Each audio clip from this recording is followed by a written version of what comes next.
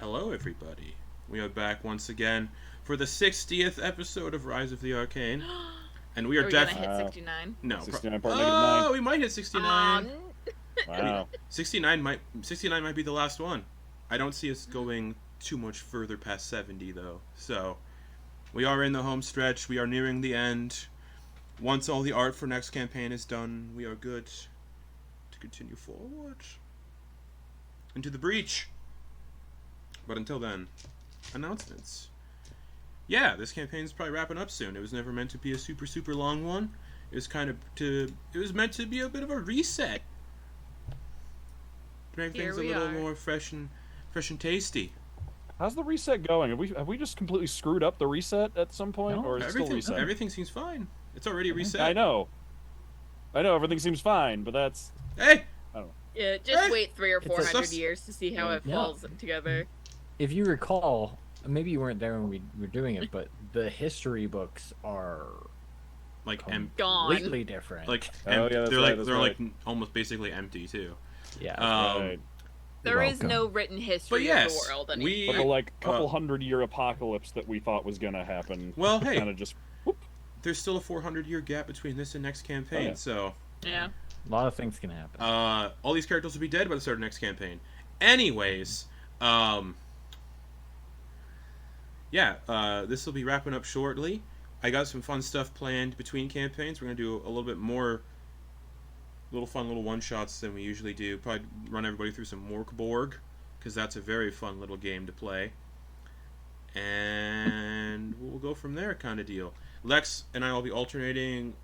I don't know. I'm not completely sure on the schedule yet, because art needs to be done for that one too. But we'll be alternating between campaigns going forward on Wednesday nights, and we're no longer streaming on Twitch because it's a lot of a hassle for me to moderate the chat while DMing and keeping track of everything else. And I'd rather just be DMing and not have to worry about anything else. So yeah, strictly VOD going forward, but fun. On Thursdays, all the VOD will be uploaded on YouTube as a premiere, and you can watch the premiere live with everybody else. And do it that way, because Twitch got rid of that feature for some fucking reason. So, yeah. Doing this going forward also ensures that I can edit the episodes if I need to and not have to worry about stuff. Yeah. I think that's it. That's all I got for me. Kate, is there anything you'd like to yell at people? Well, maybe not yell. Maybe just hopefully casually enunciate in the vague direction of other people. We have official, unofficial Fonkey Casual merch! Woo! Oh! As lovingly modeled by our wonderful Lex, the Fonkey Casuals, copyright Sir Arthur Wordweave 75 AT, which is a year that does not exist anymore. Yeah, it's true. I just take a marker and I scratch it out. Yeah, just from another timeline, in another dimension, it is in another timeline, in another dimension. This is official Fonkey Casuals merch by Arthur Wordweave. So get it now, before the dimensional timeline changes yet again. Another dimension. Yep. All right. Get it before the where can we TVA find that discontinues again? it. Yeah, where is that? Redbubble.com/shop/KR Theater. Link in the description. Cool beans. Beans are indeed cool. And speaking of all sorts of things and old men and last we left off, you all made your way towards Dvergfjell and saw a massive hole in the center of the village, burrowed into the ice. A sight unfamiliar to Torger, and also a bunch of bodies were exhumed from the frozen lake and dragged down into the hole via sleds, it looked like. The settlement also appeared abandoned, so you all entered and explored. Medeis killed either someone's pet or a form of food, but Torger revealed these rhyme crickets are a form of delicacy here in Dvergfjell, and just began sucking on that thing like a lollipop. you all saw a statue carved out of ice representing Vonkar. A little bit younger, and it had the names of all of the Duergar who left Dvergfjell but never came back, with Torger's name being the latest addition, and Vonkar's name being the first. And maybe some memories will get trickled into that old brain of his. You deduce that, yeah, most of the villagers were missing, or all the villagers were missing, and while exploring, discovered a barber shop, and searched around the barber shop, found a few tonics and ointments and stuff, and was revealed that Torger used to work at this barber shop, helping out the owner, Glenn Puddleshoes, from time to time. And there was a framed picture on the wall of a much younger Torger sweeping the floor with the barber's mighty mustache.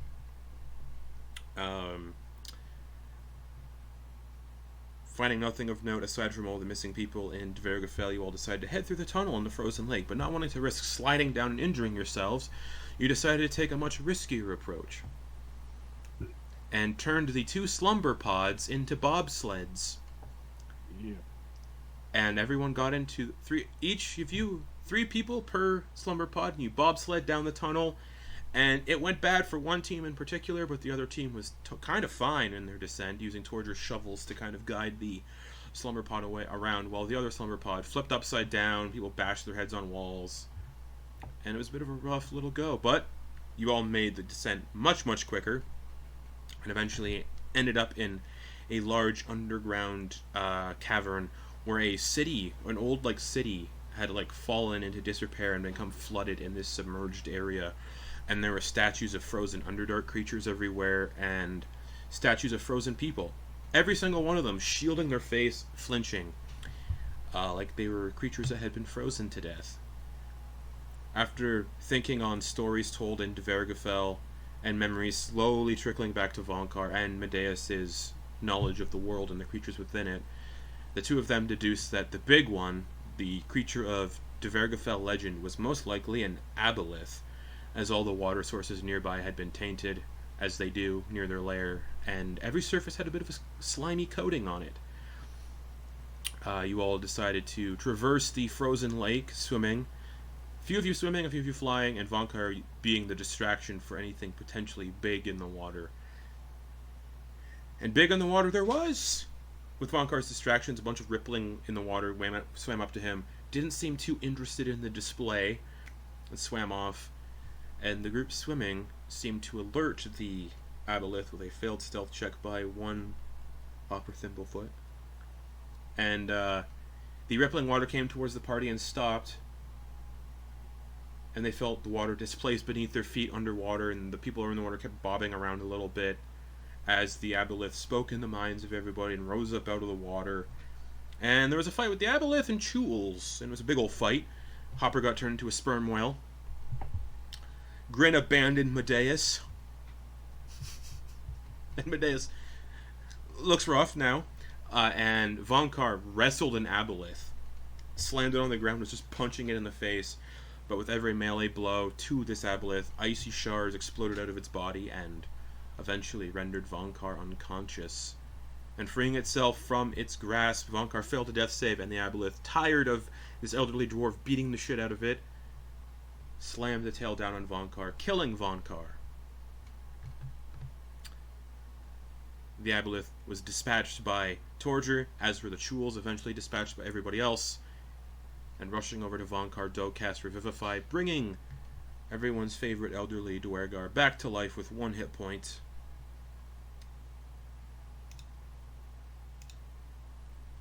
So, the aboleth's frost-covered corpse lies lifeless on a chunk of this frozen rubble, its deep purple blood slowly seeping into the foul water below.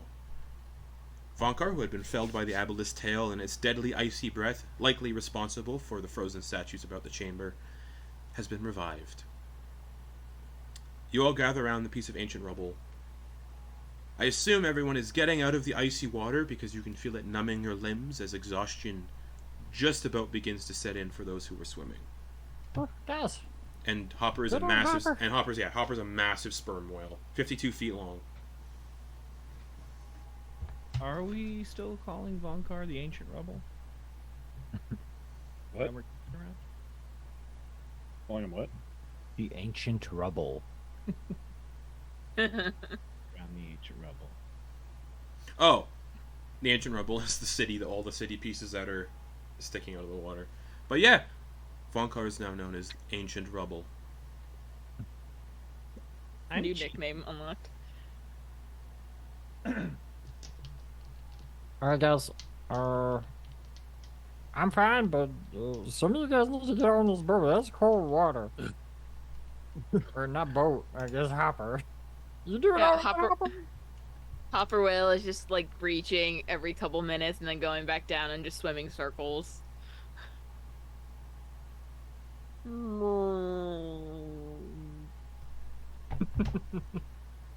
Yeah, okay, let's toot toot, let's get on the whale. Okay. Everybody getting on the sperm whale? Yes, definitely. Okay, yeah. Do we got time to take a break or? We should probably take a break once we get to the other side. I can't focus on this for too long. Like we've got just under an hour for Hopper being in this state.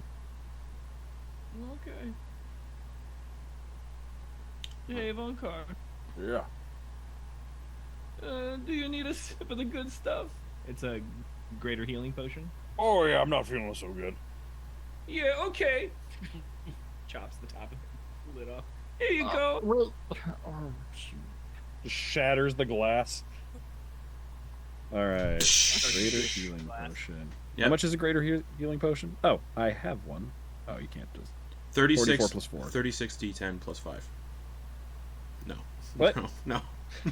36? 44 plus 4. Yeah. Yeah, my dice are rolling faster now. Yay! Yay! Wow, 3. Nice. So 16 Nice. health back.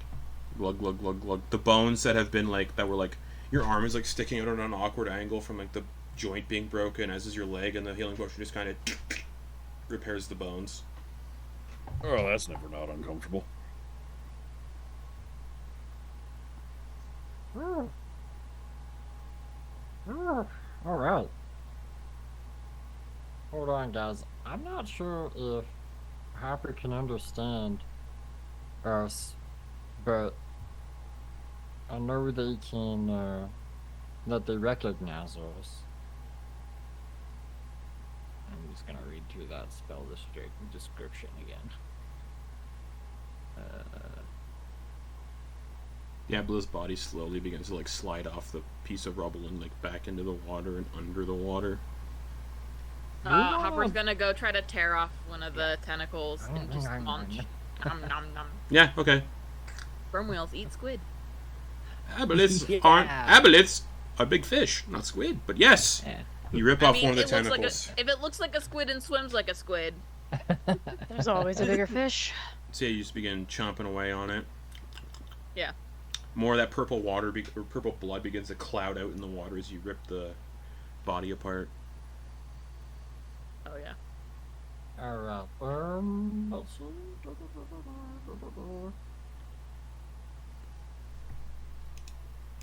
Yeah. You have the mental ability scores. Yeah. Yeah. As It's well. -4 intelligence. Yeah. So you, I think I think it has to be a 4 of intelligence in order to actually understand speech. With 3. It'd also say in languages what speeches it understands too. Right. No languages. Yeah, so the whale doesn't understand language. Gosh. Unless Splits was still in the party. No, well, That's a whale. He spoke to small animals. Then a whole new trauma. Is do any of you know how to speak with animals?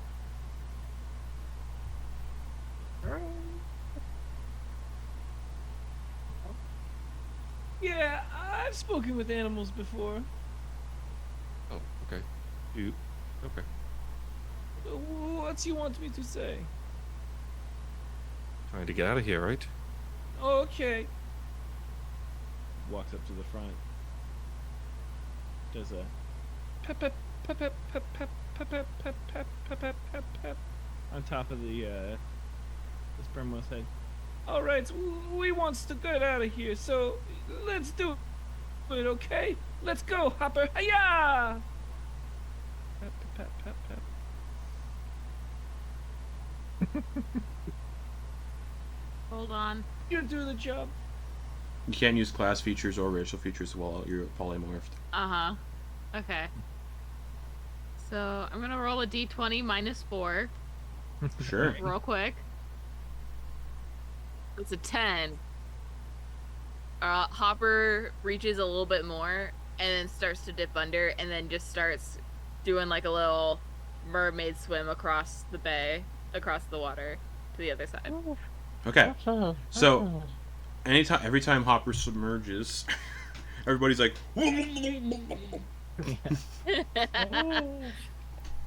Okay. What's your Making swim? use of that funky. What's your swim speed? 60 feet. 60 feet. Okay. Cool.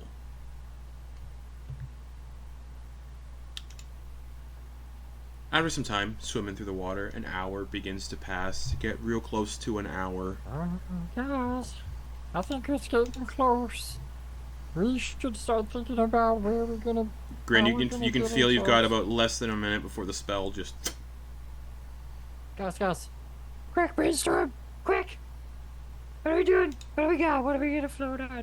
I mean, I'd be fine, but what about you guys? Don't turn into a boat! Hildesvini yells out. Not all of you would fit in me. We don't all need to. Mm-hmm. So,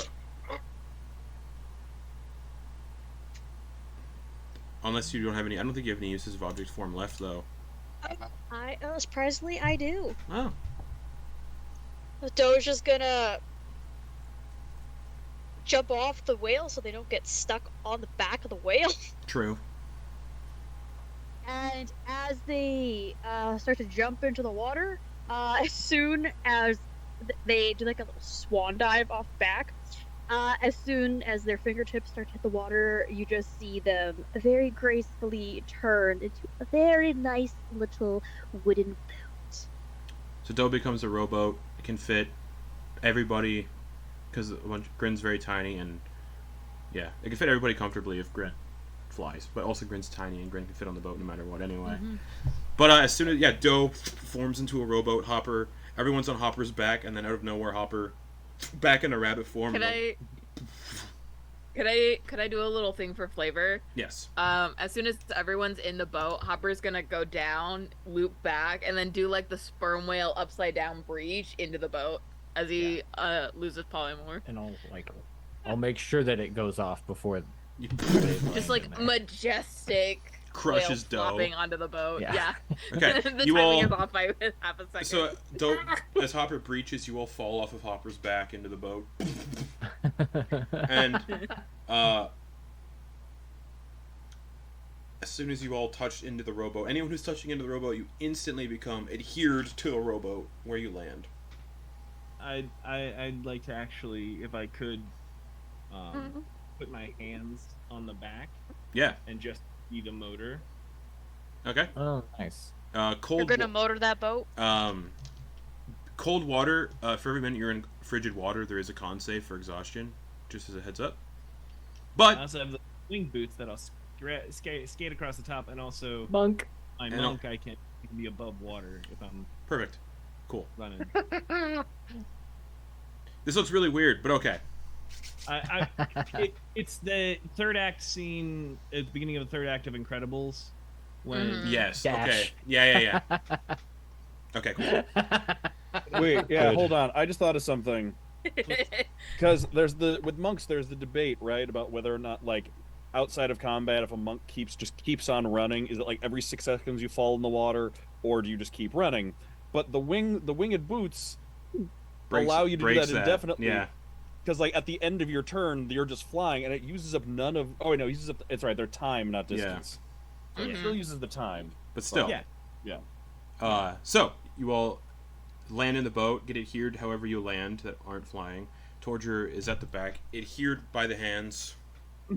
So my hands are useless. So anyone... I'll say Hopper, you definitely land on your back, so you're like adhered to your back, prone inside the boat because of your breach. And the boat begins to speed through the water. As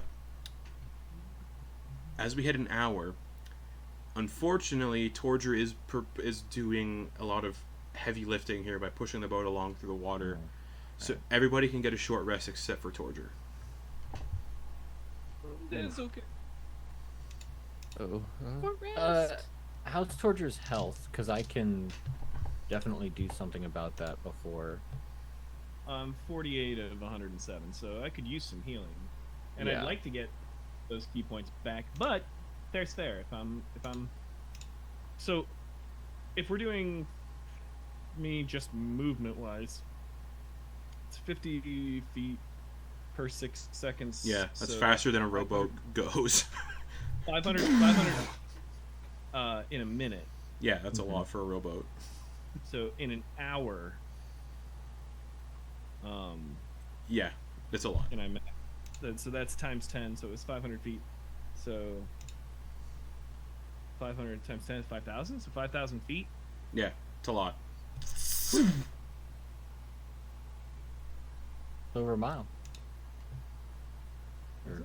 I'm Sorry, I was just like, hold on a second. I'm going to Yeah, just under a mile. I'm going to expend a spell slot to resummon my Protector Cannon because I've been doing this wrong all campaign. It goes away after an hour. So I'm going to spend a spell slot to resummon it. And you can only use it once per rest. You get a free summon once per rest. You can use expend spell slots to summon it more. So I'm going to do that and roll for temp HP over the course of this trip. So you can't do the thing where you just like summon the cannon like a dozen times and get HP for it? That makes sense. If I have a dozen spell slots, then yes. Right. Grin is gonna lay on hands to Torger for 20. Okay. I'll take that. 7 plus 5, 12 temporary hit points. Perfect. Need that. Yeah. If anyone has like any available healing that's easy to get to, or like they've been holding on to for a while, I wouldn't mind. I think I have a potion of healing. After this, I am boat. After this, I can also do additional heals with my spell slots. If it's easy, yeah, I don't want you to like burn too many spell slots, but I do have a potion of supreme healing and a potion of regular healing for anyone who is in desperate need. okay.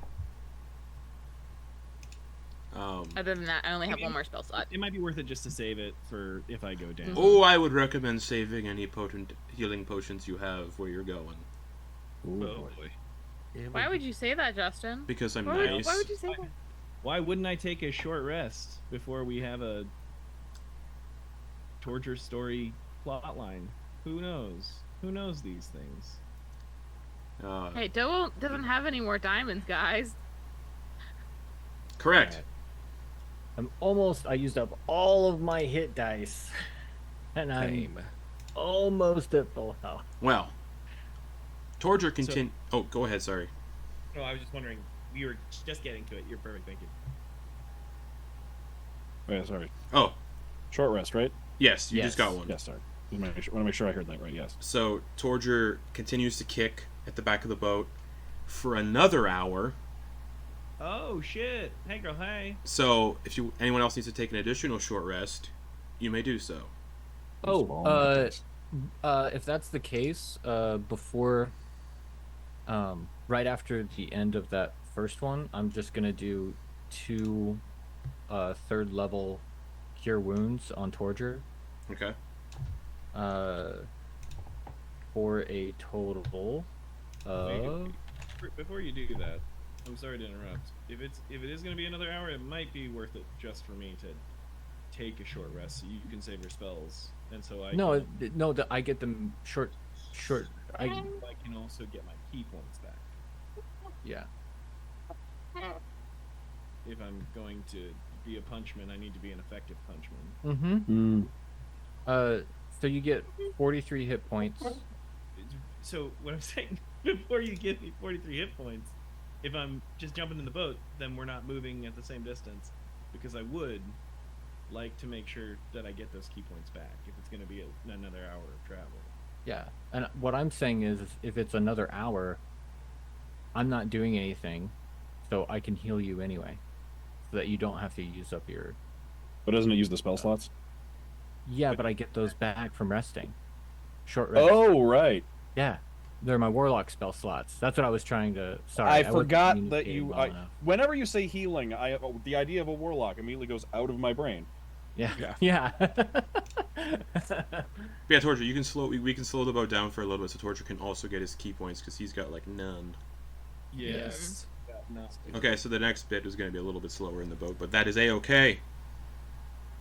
I mean, it's basically just adding another hour to our travel. Oh, interesting. I did not put a time limit on object form, so it is indefinite. Until I decide to drop it, or if I die. Yes. But Don't anyone, kill me, fuckers. anyone that touches you is adhered to you. So if someone's like, "Oh, what's this chair doing here?" Yeah. If I'm going down, take you with me. Don't just flips the boat. So the boat stops. Torger climbs in to rest as well. So the next hour is another short rest for everybody. Alright, guys. So Torger, you now get a short rest.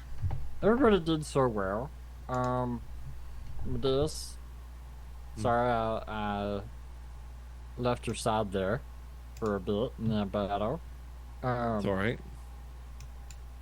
You saw what I was trying to do there? I was trying to cure that darn guy, but I couldn't. No, I was completely debilitated and being drugged underneath the water. Alright. But it's okay. It's no hard feelings. We are alive. We are well. The old Duergar is alive as well, so... Yeah. Her.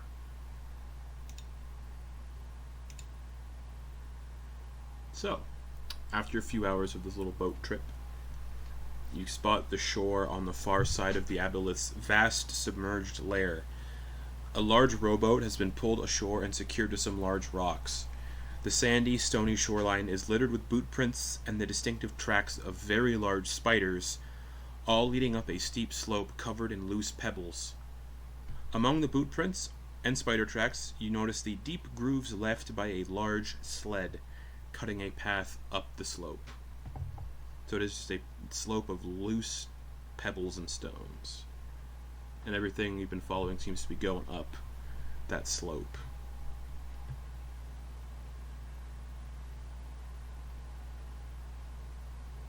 Alright, is everybody ready? Yes. So... Can't imagine us not getting into some sort of scrapping and get up there. You're all still very much stuck in the rowboat. Are you guys waiting or getting the boat all the way until shore until Doe can drop it and y'all aren't gonna immediately drop in water? Or Yeah, some of those are wearing heavy armor, so yeah. See, that's why I'm just like just making sure. And yet, heavy armor does nothing to swim. Yeah.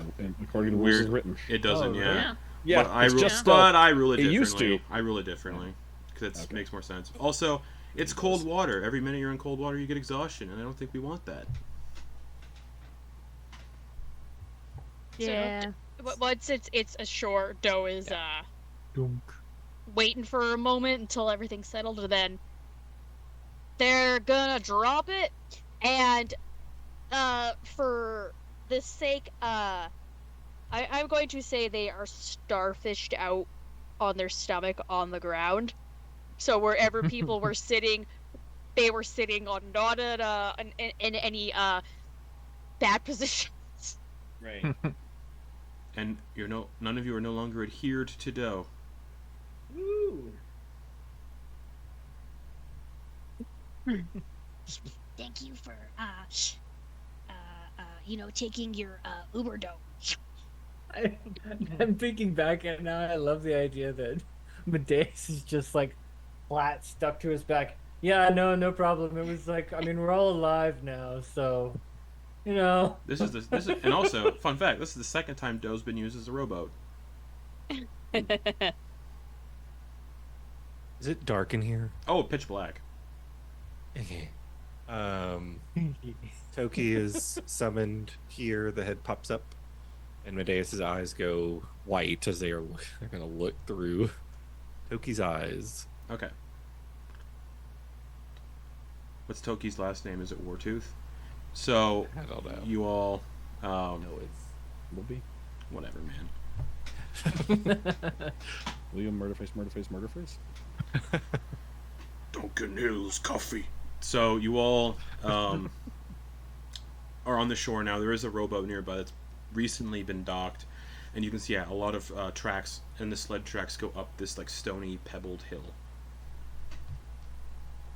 Does rowboat have oars? The other one? Yeah. The oars are like built into the sides through like the slots. Oh, they're not removable. I mean, you can take them out. Okay, let's take these out and bring them with us if we have to venture back. In case you have to row your dough. All right. Well, shove the oars in my stomach.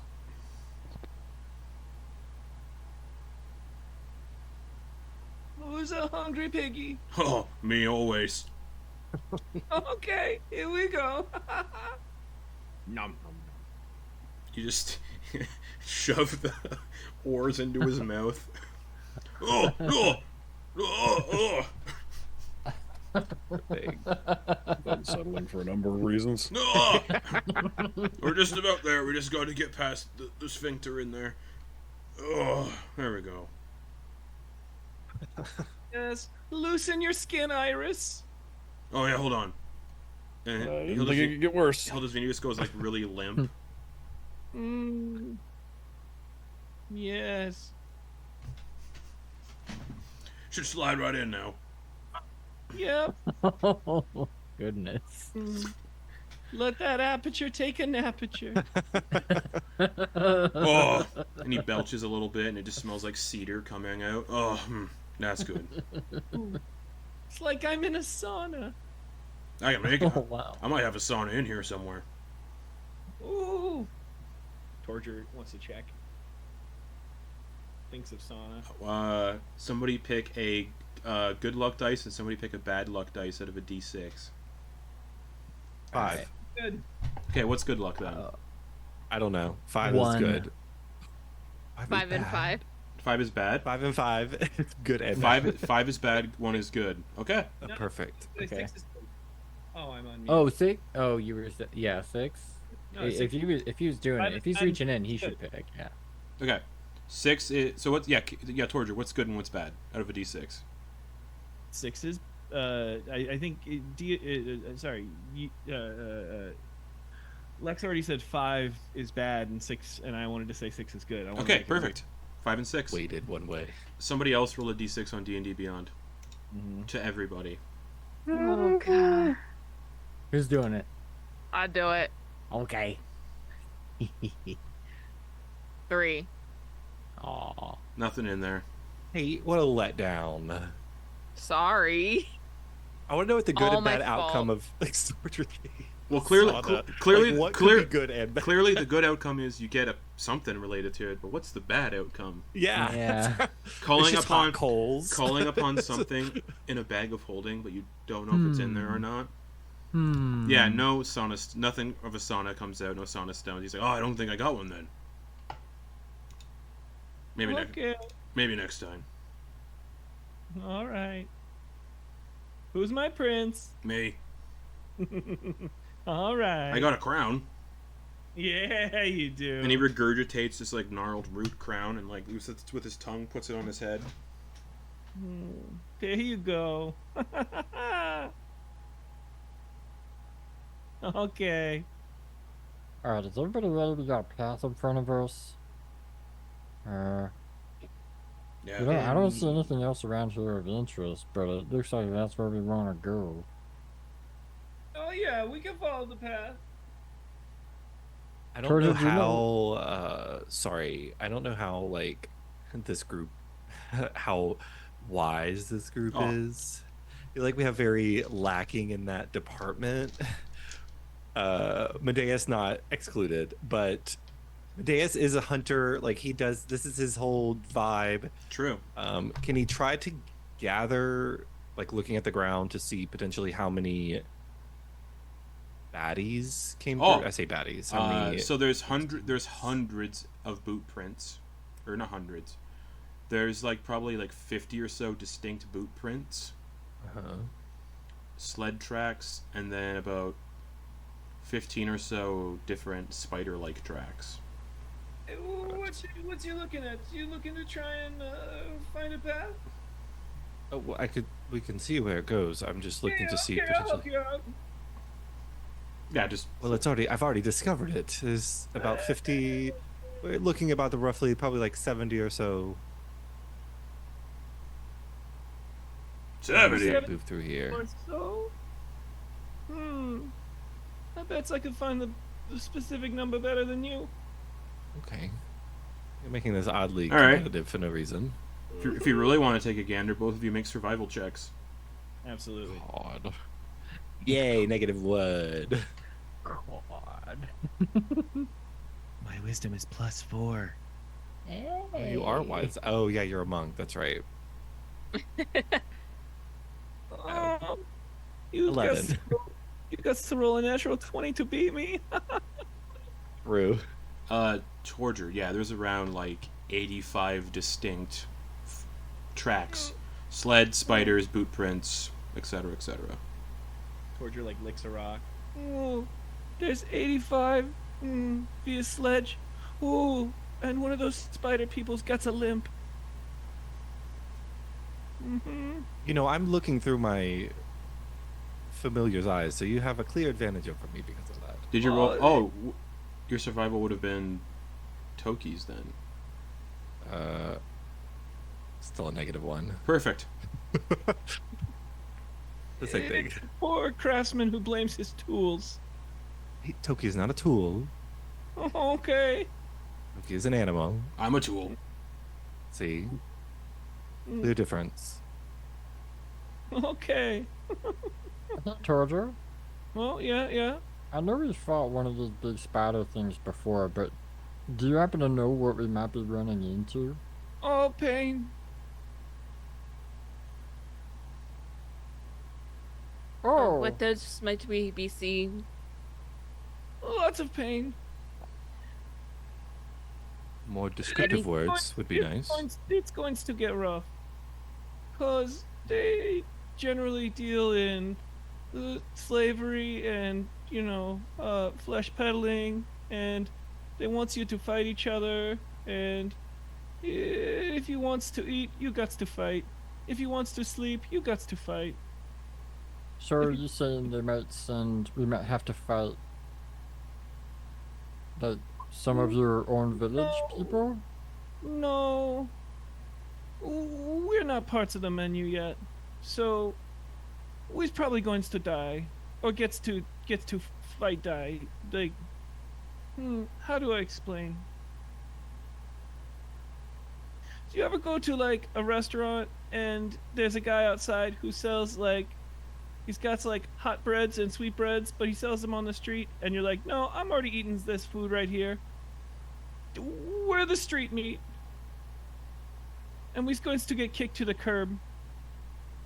Oh. Okay. We're not worth ordering on the menu if we're not already part of it. Oh, we're on the kids menu. Yeah, we're on the backdoor menu. The secret menu. Yeah, And- if they wants to make us part of the main meal. No. Maybe on the secret menu. I wish them luck getting through my gristle. Uh-huh. I never thought I would be compared to a boulangerie de la rue. Yeah. Y'all A understood what he boulangerie? meant by that. No, not you. What? I A boulangerie? Oh, I'll explain it so Medeis can understand. I picked it up crystal clear. Yeah. Okay. That's why you're the king. I know. King Hildisvini, champion of pigs, lord of boars. Do you and Shadowfax hang out? Awesome. No, I ate Shadowfax. Wow. What? Gandalf He will be crunches pissed. on Shadowfax all the time. Sometimes I whisper true things into his ears when we are in the shadows. Yes. That's how he crunches Shadowfax. Yep. And then we also send faxes to people in the shadows. The hell is a We fax? say, Bagman, he hangs out in the bags, and he's not worth fighting. Come get us, Bagman. That's Just what I was about to start making us pick 2 unlucky numbers. Yeah.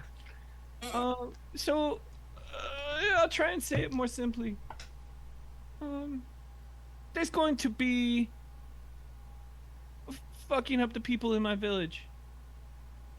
Ooh, they wants to do that for fun. They wants to do that for entertainment.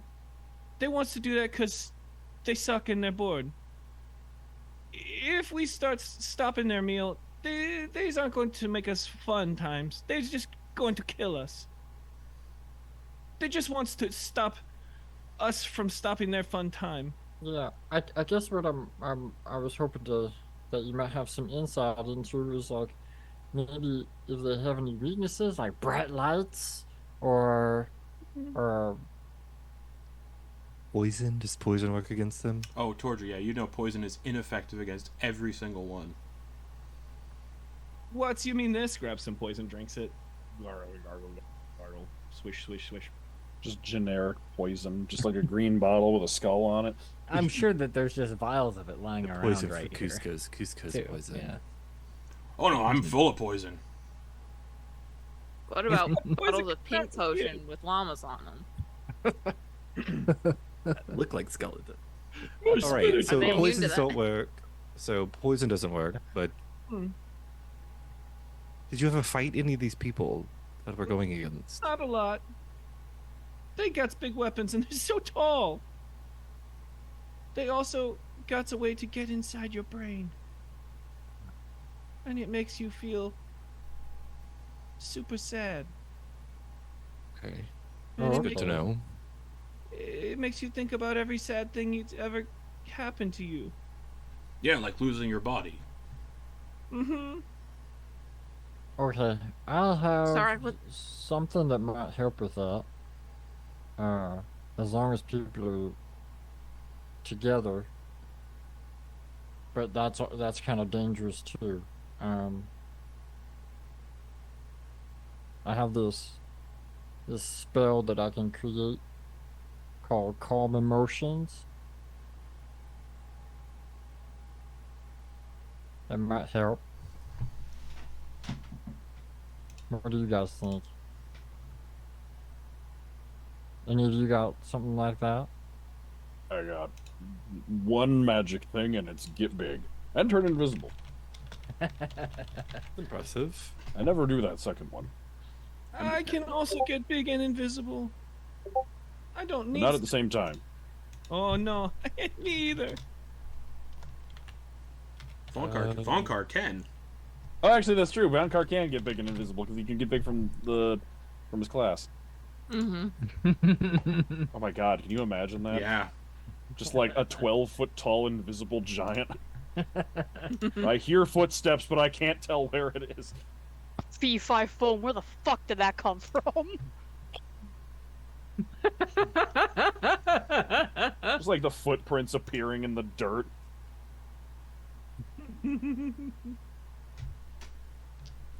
Okay. So, I have a gun. You got a gun? I have a couple guns, but mostly it's just this one, and I pull out the blunderbuss. So I think I just have the blunderbuss. And then, do I have a pistol? I don't have a pistol. I thought I had a pistol. I have a crossbow though. They definitely aren't humanoid.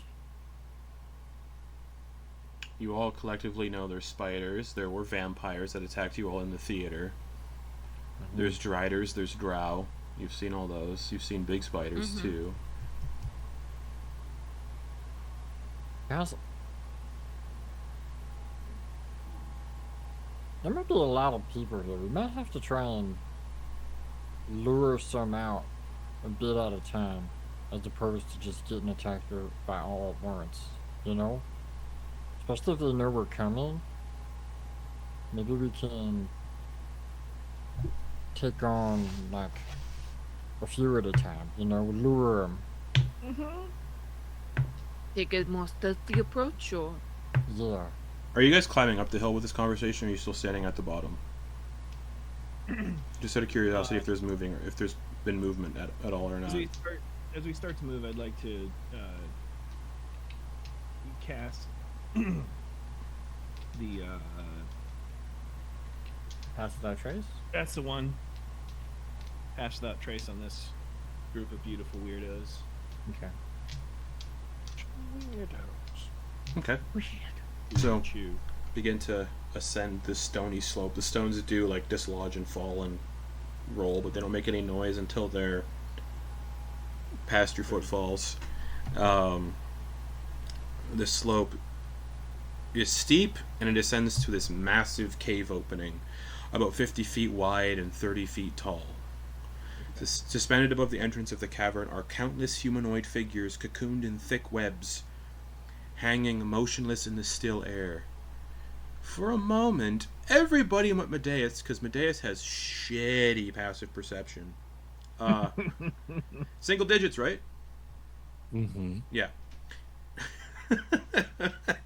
You're also looking through a lizard's eyes, so it's a little... Yep.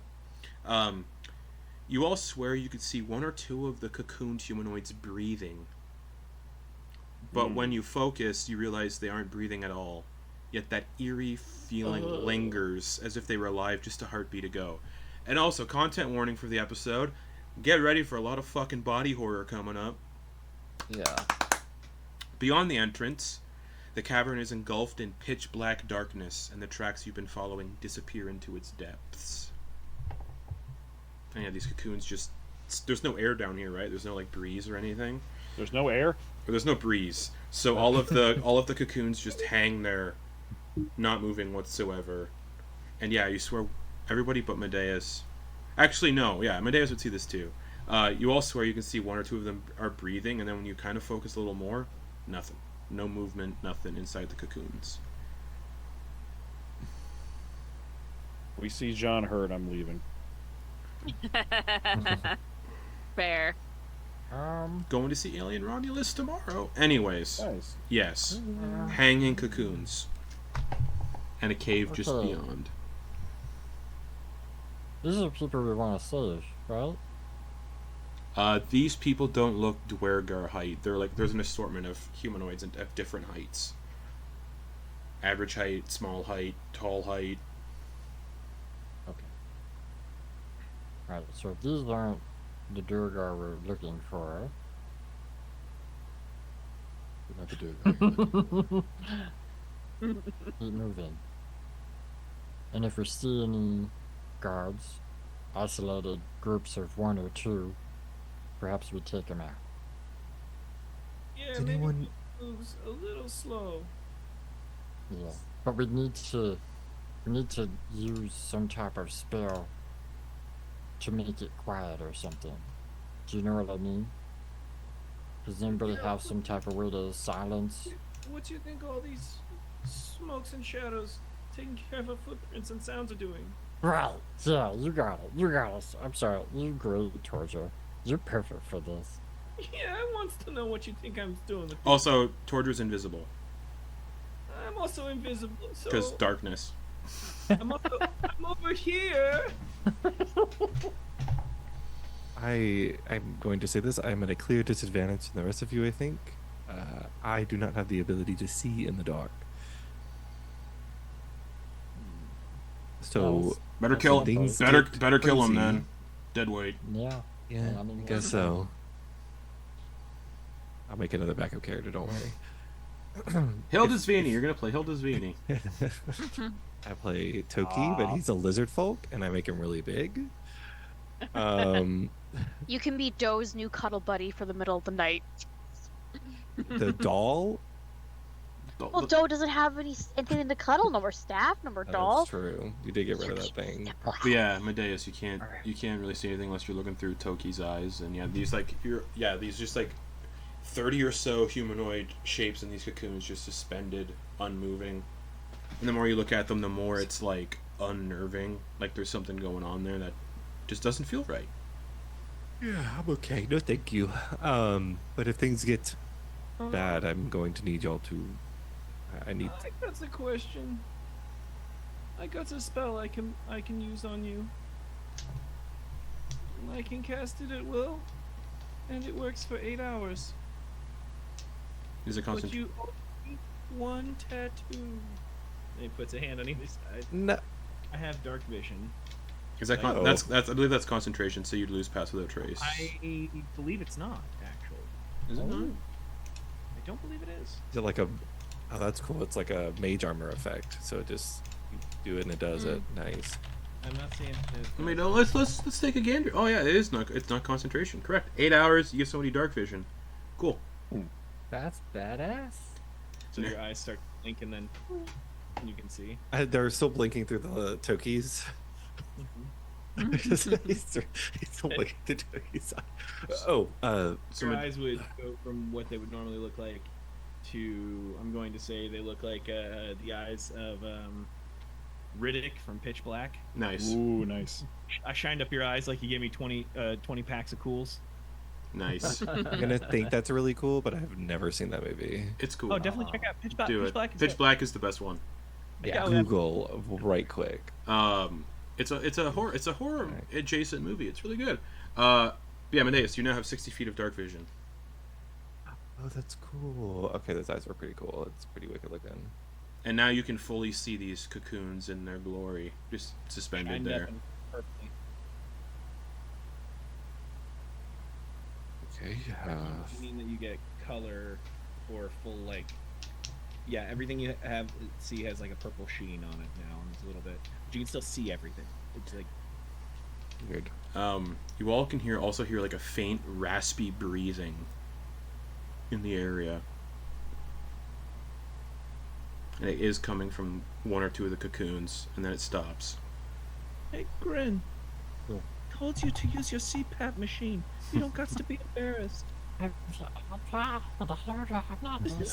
you put on some weight. You've been snoring lately, so it's okay. You just got to use your CPAP machine. It's not me, I swear. Yeah, but it just sounds like.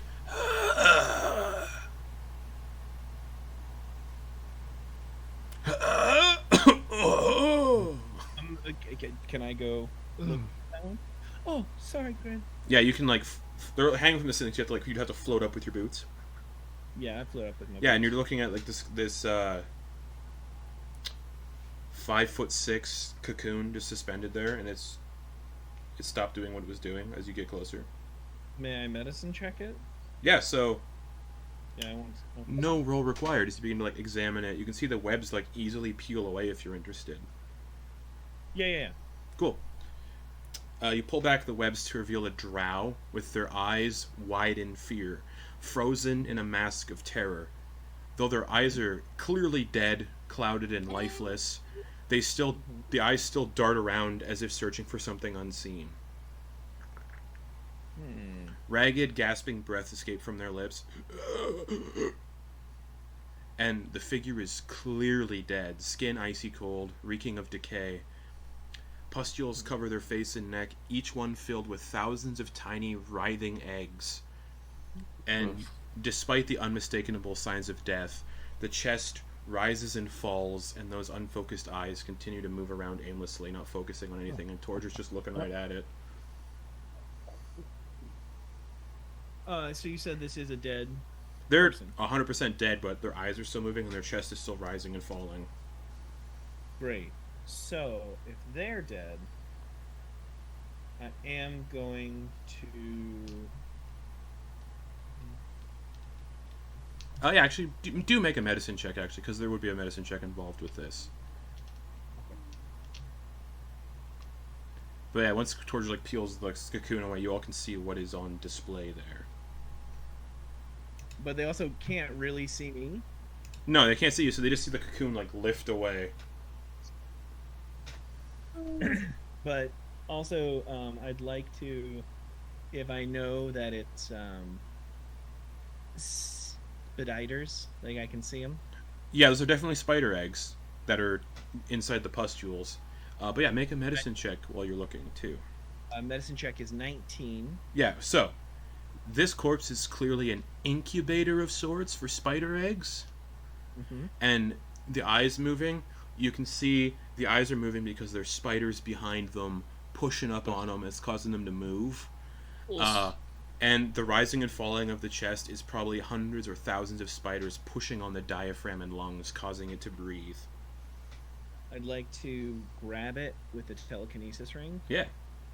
And then pitch it. Okay. Out into the water. Oh yeah. So it goes down the hill. Yeah, into the water. Yeah. And it just floats. I shoot a firebolt at it. Do you? Just floating on the surface of the water. It's going to drown. Die nameless. Don't do it. Okay. I think about it, but I don't do it.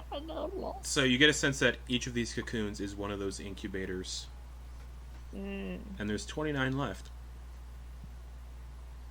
So, do we want to like take some time and chop all these things down and get rid of them, or? Or we go straight to the source and we kill whatever produced them. It would be time consuming to remove them all. Yeah, I also got to wonder if we would sink their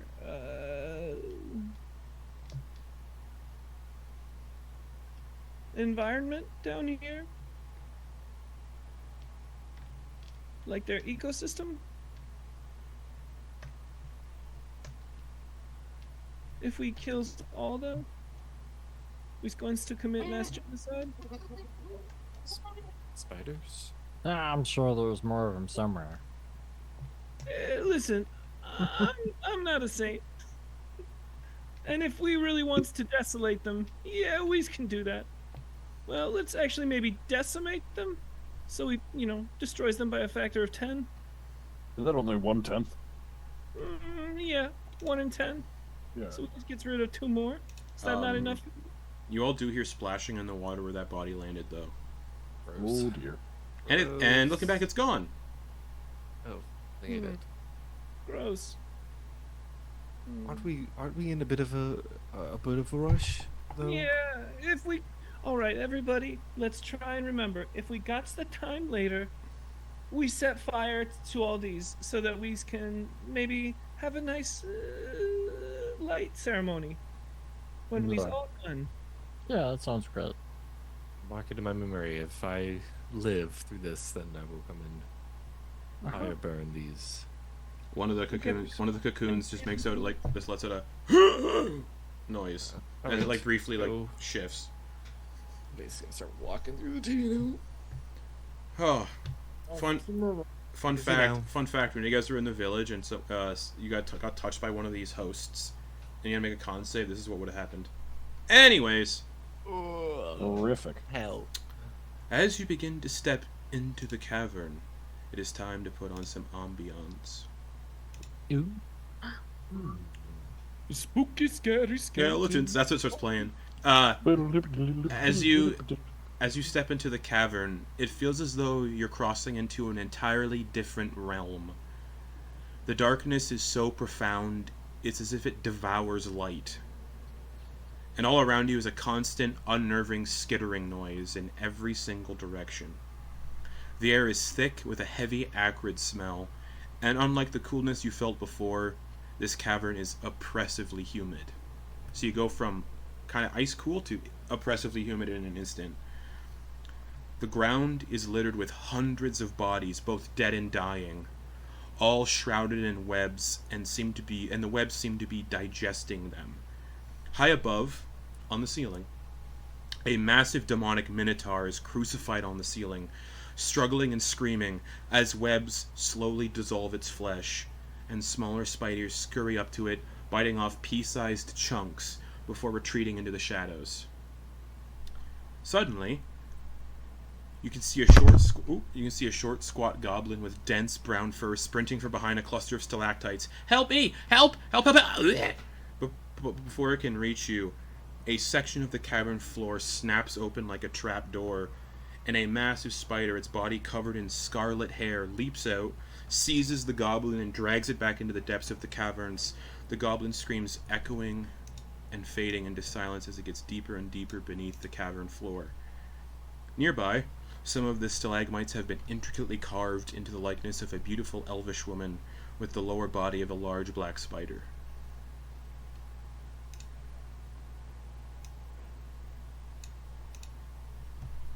And that's where you are.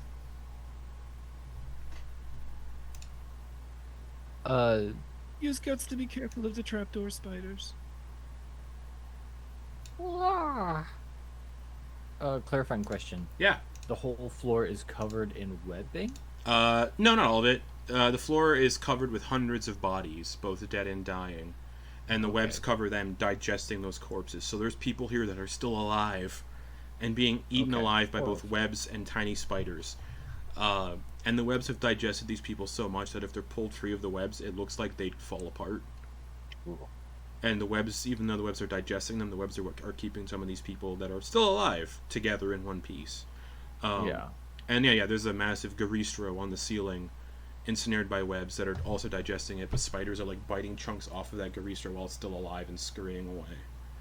So there's like, you see and hear hundreds and thousands of spiders, all smaller than you've seen, and then hundreds of bodies just everywhere, both dead and dying. And then, that goblin get picked off by a spider. Wait, did you say there was a half spider, half... Yes, a statue carved into the likeness of the Webmind. Guys, I have an idea, and it might help us whittle down their numbers a bit without really, bothering us. We're all still kind of hidden here, but do you think one of us could go up and cut that demon thing loose? Is it even still alive? It's alive, and much like the other creatures, it looks like if that thing was freed from the webs, it also would just fall apart. The webs are also keeping it together. And also, there's no way to assure that that thing would be on your side. Yeah, that's why we'd be invisible while we do all of that. That's all. Hidden and invisible. We were trying to not trust demons explicitly unless you knew their motives. Yeah, no trust. No trust needed.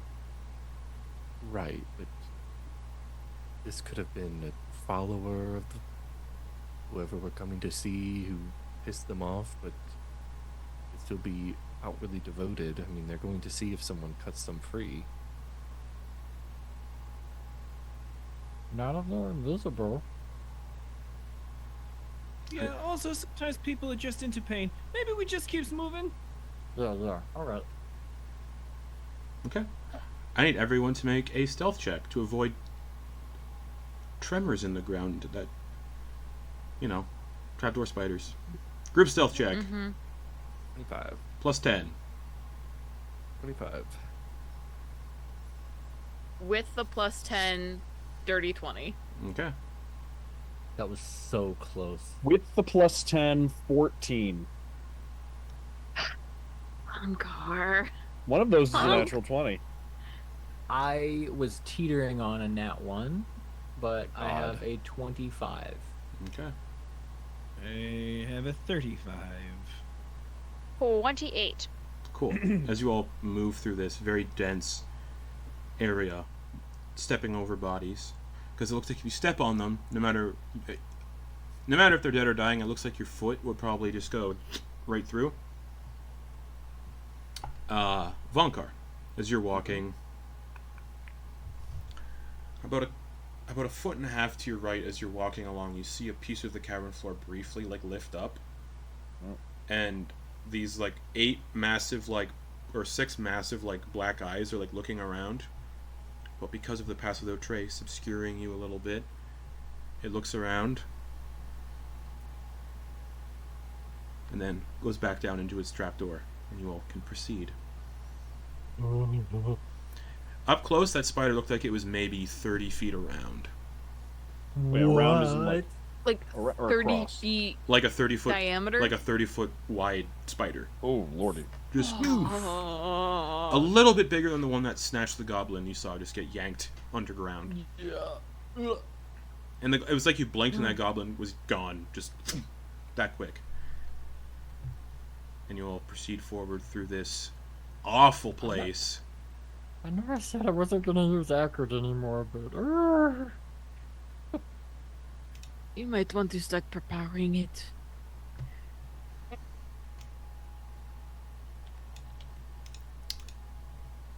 After about an hour of just navigating through this place,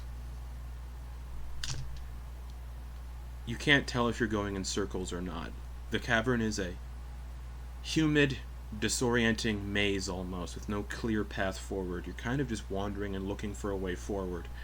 The tracks you follow have vanished, and the constant skittering noises and echoing screams all throughout the cave make it difficult to focus. As you navigate through the cavern, you come across a massive cluster of webs and dark purple eggs protruding from the walls. Entombed within the webs are various humanoids, still alive but gruesomely digested, with most of their skin having been eaten away, exposing the raw muscle beneath. They writhe and scream as small spiders, methodically, almost surgically, carve away pieces of meat, carrying the morsels back into the large nest-like structure surrounding them. These spiders are like the size of a fist, we'll say. And they're just scurrying over these screaming, skinless people, pulling off bits of muscle and carrying it back into the nest to feed whatever lurks within. One of the humanoids, a large half-orc, locks eyes with all of you, silently mouthing for help, as the spider slowly removes a portion of their left cheek and scurries back towards the nest.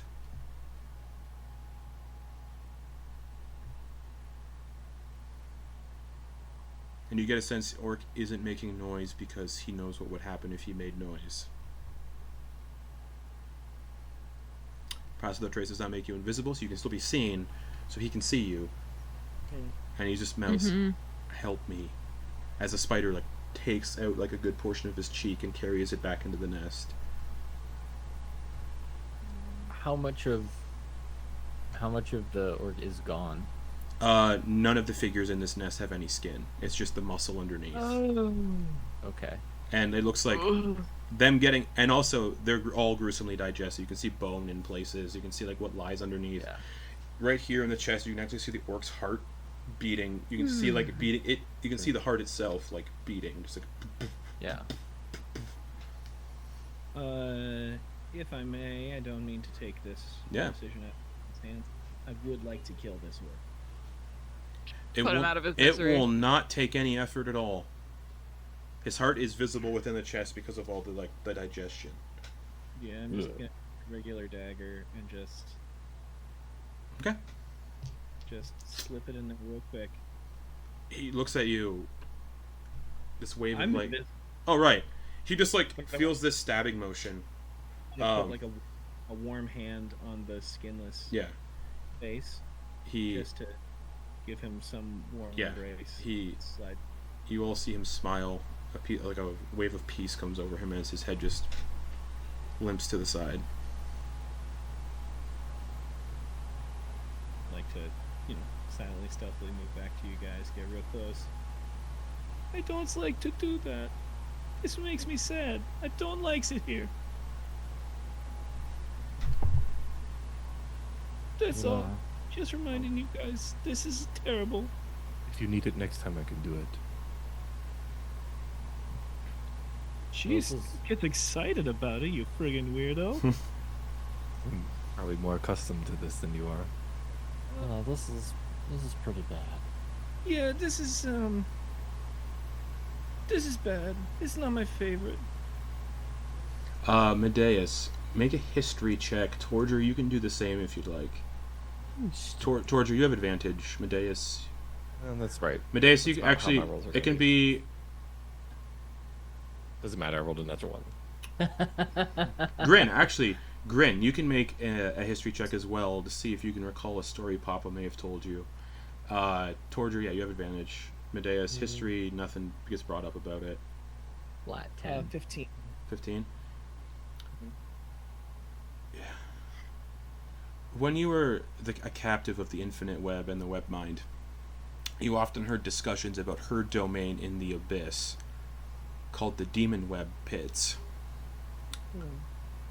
This place doesn't feel like it's... yeah, this place kind of feels abyssal in nature.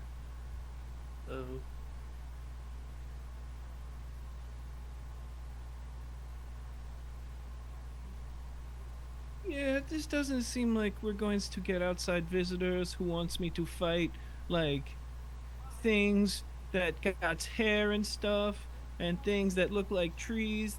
This feels like there's just lots of... just the worst parts. And I would like everybody to make a survival check, please. Okay. Jeez, Medeis. Not great. Medeis. 19. Oh my god. 19 Nice. for Vonkar. Duergar in there.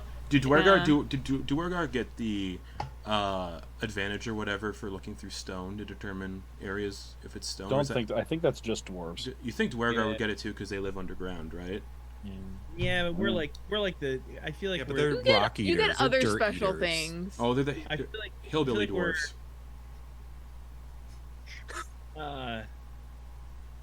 Sorry. Well, yeah, You'll be petty, because I'll be petty. I mean, based on the official lore of Forgotten Realms where they come from, I understand that dwarves do their own stonework, and Duergar have other people do it for them. Right. That's not the case These are here, nice though. So you know terms. what? We'll say the dwarves have advantage on this. The Duergar have advantage on this. Alright. I got a dirty 20. Okay. 19 and I stands. got an 18, so... Cool. Anybody Hey, else? Anybody else get a 15 or higher? I got a 0. The Duergar it is then. The both of you, after seeing all this just horror, the two of you can just spot the grooves made from the sled being pulled through here. We got sled through. Groovy.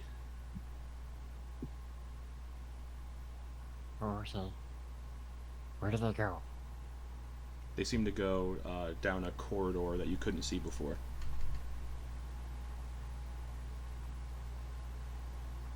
Unless we follow it?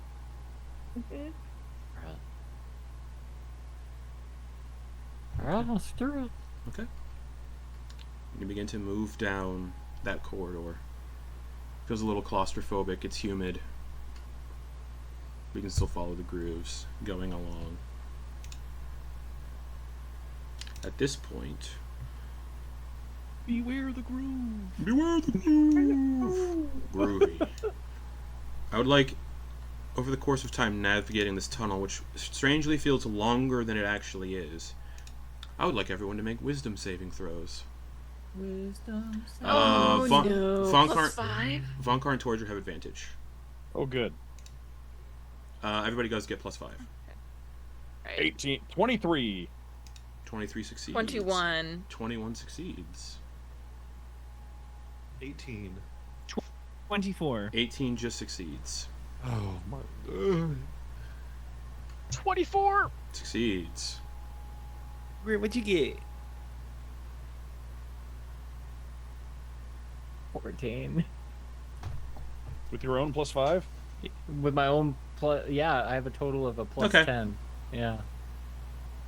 We never talk about that fact that paladins just get like their charisma added to every saving throw after a certain level. Grin, you Crazy. Grin, Yeah. you feel this itching sensation just below your eye. You don't have eyelids, but like this itching sensation like in your orbital sockets. You see him rubbing his eyes. It still lingers. Not going All away. right. Guys, I feel sleepy, but not really. As you're all looking at Grin, you see a tiny spider, push its way out of Grin's orbital socket and scurry down his face.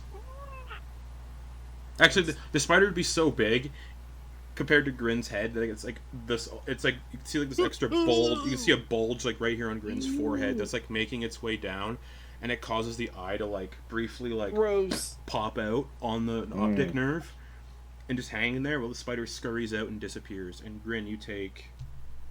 Oh no. 6 points of psychic damage. And you just have your left eye hanging out of the socket from the optic nerve. Hey, we need to fix that. We need to fix that. My hands are not clean enough for this. I can fix that for you. And I'm gonna wait. I don't have Just cut it Where's off. Andrew? Where you need him? I'm gonna cut off Vonkar's hand. I have prestidigitation. I could mend your eye socket. No, not an object. I got show it, you I got first. it, I got it, I got it. No, I got it. I just go lay on hands. A single point of healing. Okay, so you do lay on hands, and the optic nerve just slowly gets sucked back in like a spaghetti noodle. Just. Oh, I hate.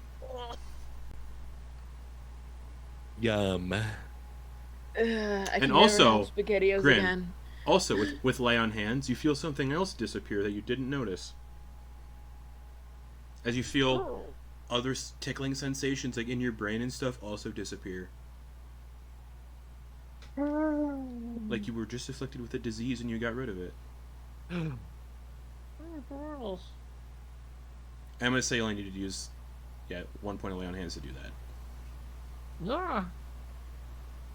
Because it didn't fully take root yet, so it didn't need to do the 5. But yeah, the optic nerve Okay. back in. Help. The tickling sensation inside your skull goes away. And you guys watch as just a bunch of dead spiders kind of tumble out of Grin's ears. Don't like that. For themselves, a condemnation in yardage. Continue on. And as soon as that's There's like a leg in there that he just like.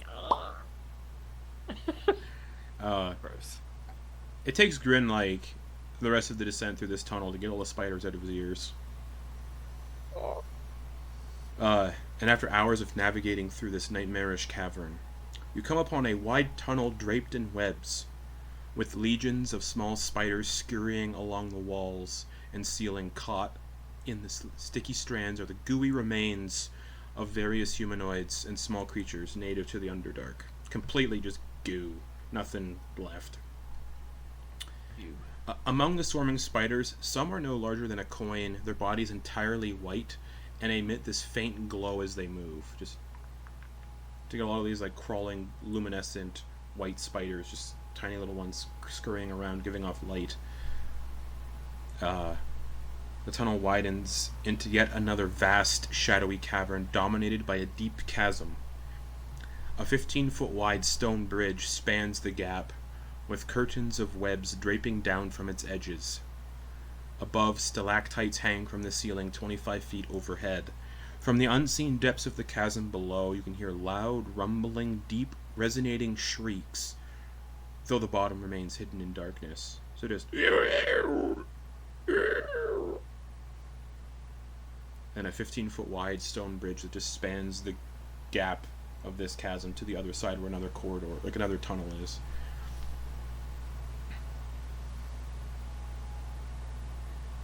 I don't know if you guys still kind of itchy, like something's crawling on you. Can't say I am. I have the heebie-jeebies. I can imagine that was uncomfortable. Guys? Yeah. Yes. I mean, like, yeah, we should keep moving, but I don't know. This is the worst, right? This is Yep. really bad. Yeah, this is not pleasant. Welcome. Yeah, you guys use like, oh, you just got to face your fears. Oh, why don't you just go punch a god in the face? Oh, you can do it.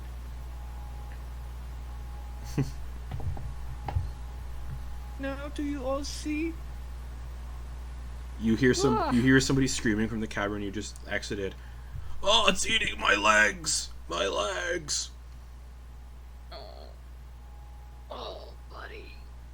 Sorry. And then silence. So now we got this creepy bridge. I mean, I'm not too worried about it because I can fly, but still, we got a bridge. 15 feet wide, made of stone, no railings, and this deep resonating shrieking coming from the bottom that you can't see.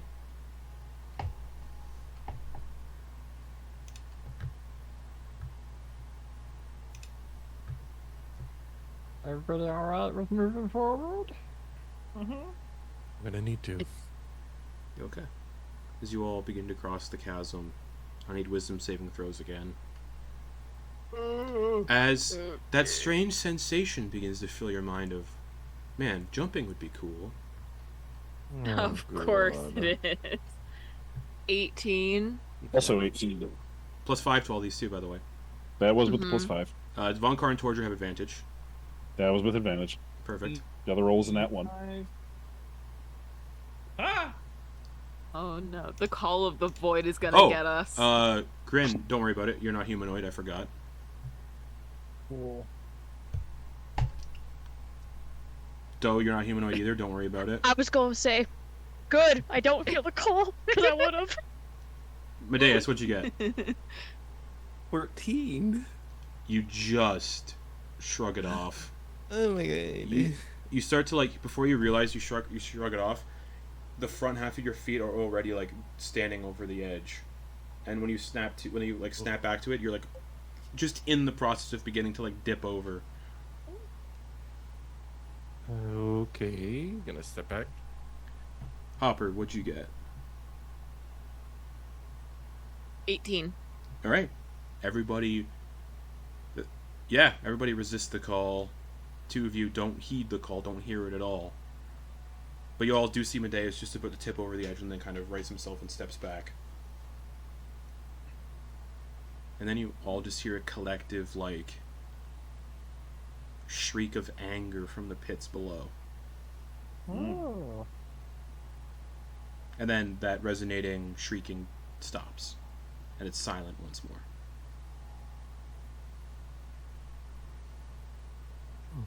Alright, let's keep it moving. And we're walking, and we're walking. You walk across this 15-foot stone bridge, web-like curtains draped over the bottom side of it, stalactites 25 feet overhead. Grin's looking up, so Grin, you do see a spider, like, scurry among the stalactites and disappear. Grin, like, while flying, his wings are just kind of, keeping him going. But instead of his arms and legs dangling like they usually are, he's just made himself into a ball as his wings are propelling him around. So he's just, like, curled up into a ball, like, just...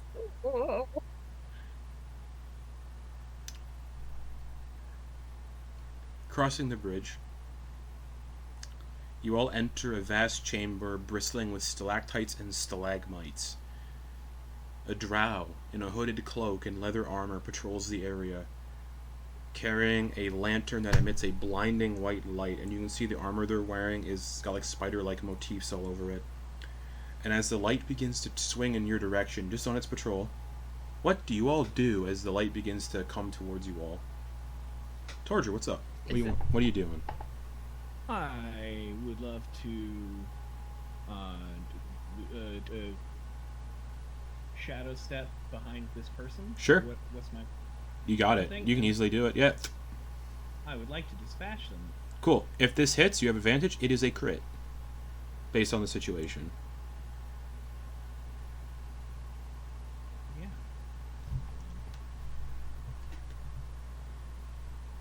Just to... Because they can't see me. No, you're invisible. Okay, well, I rolled a 27. That definitely hits. Okay. So you appear behind them, invisible. Everybody would still be within range of Pass Without Trace. Torger isn't going that far away. Okay. The Drow's like maybe 20 feet ahead. And Torger just...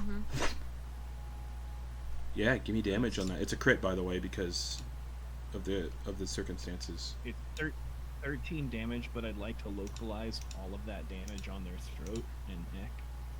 They have, funny enough, exactly 13 hit points. So then I Liam Neeson them. So you like throat chop taken. Yeah, you do a throat chop. How do you kill them? Is there like going?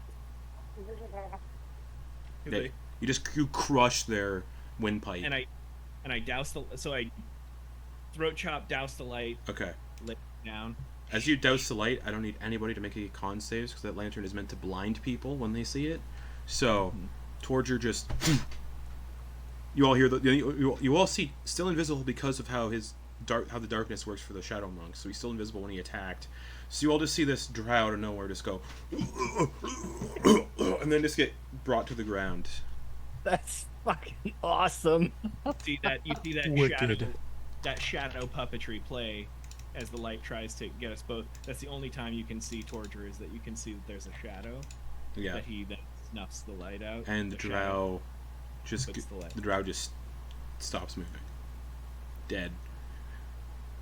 Hell yeah. What you need to become one with the shadow.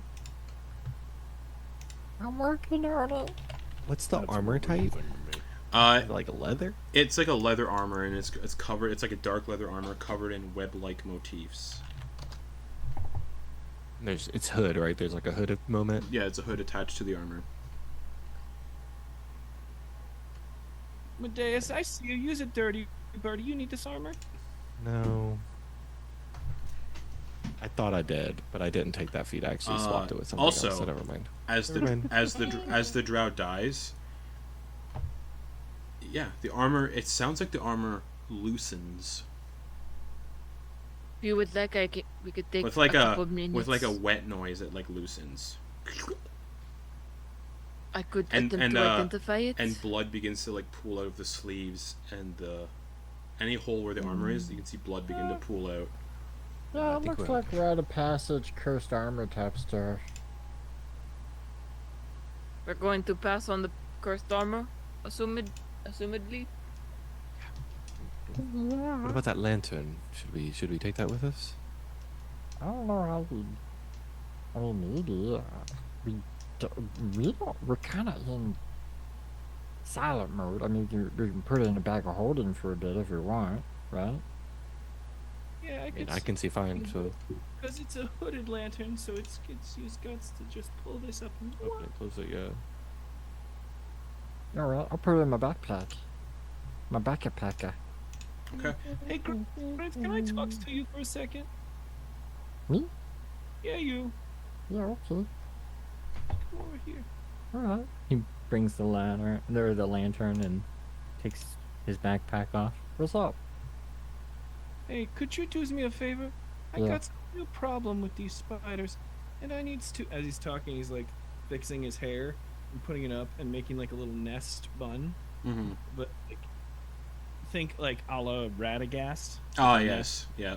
Like thing does that. I was wondering if you could maybe check me for spiders if you wants to, because he's noticing that this is specifically pretty fucking terrible for Grin. So he's gonna let him ride in his hair a little bit as sort of a you can keep your pride if you want to do me this favor. Yeah, I'll check you for spiders. Also, I think will effectively, for the most part, make you almost as invisible as me. Yeah. So I'll check you for spiders. Torture. You like creepier cats. Just like cats. Only they're creepier. Mm-hmm. The worst in cats. Yeah. So I just wants you. You can stay inside my hair as long as you needs to. Okay. I'll make sure there are no spiders in your hair. Yeah, if you could please do that, and also, please don't pee in my hair. No, I won't pee in your hair. Okay. Much. I'm housebroken. Okay. Yep, so there we go. That solves that. Okay. Okay, so we got to keep moving. Alright, you all keep moving, stepping over the dead drow, taking the lantern, putting it in Grin's bag of holding, but leaving the armor on the body. Scattered around the area, numerous stalagmites have been twisted into dark structures as you could proceed forward. Some of the stalagmites have been twisted into structures with large wooden posts and black iron bells fashioned from the skulls of ancient, powerful demons. You get a sense these are all alarm bells that can be rang. And about 15 or so of these structures encircle the space, and a palpable sense of dread tingles at the back of all your necks. And if anyone looks directly upwards, just to make sure there's no spiders creeping along the stalactites, you see a massive palace of black stone suspended a few hundred feet above, held aloft by a dense web of thick, strong strands. The only way up to the temple for those incapable of flight looks like climbing up the large strands of web, ascending up towards the temple, or the palace. There is no other way forward. Hundreds of large spiders, along with the occasional drider, crawl along the outer walls of the palace, disappearing into its shadowy interior. A deep, resonant chant fills the air, punctuated by the sound of a blood-curdling scream. The scream grows louder and louder and louder, closer and closer, as it begins making its way down rapidly from above, just "Oh!" until the scream ends with the sound of a sickening wet splat, hidden behind a larger stalagmite about 10 feet away.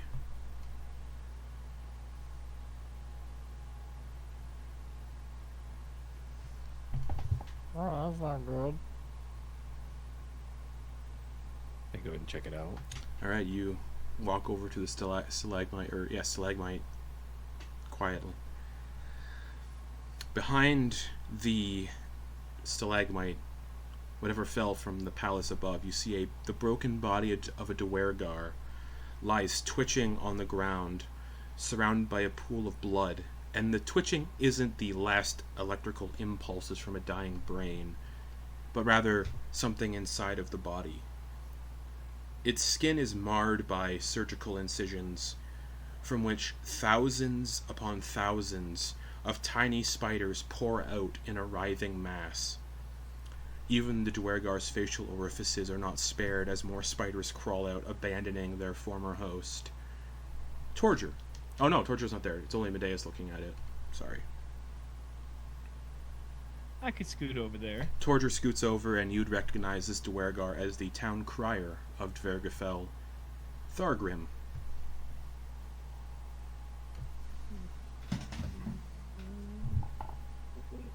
Do you recognize him?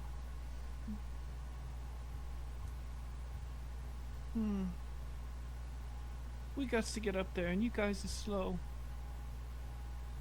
Alright. Everybody, come here.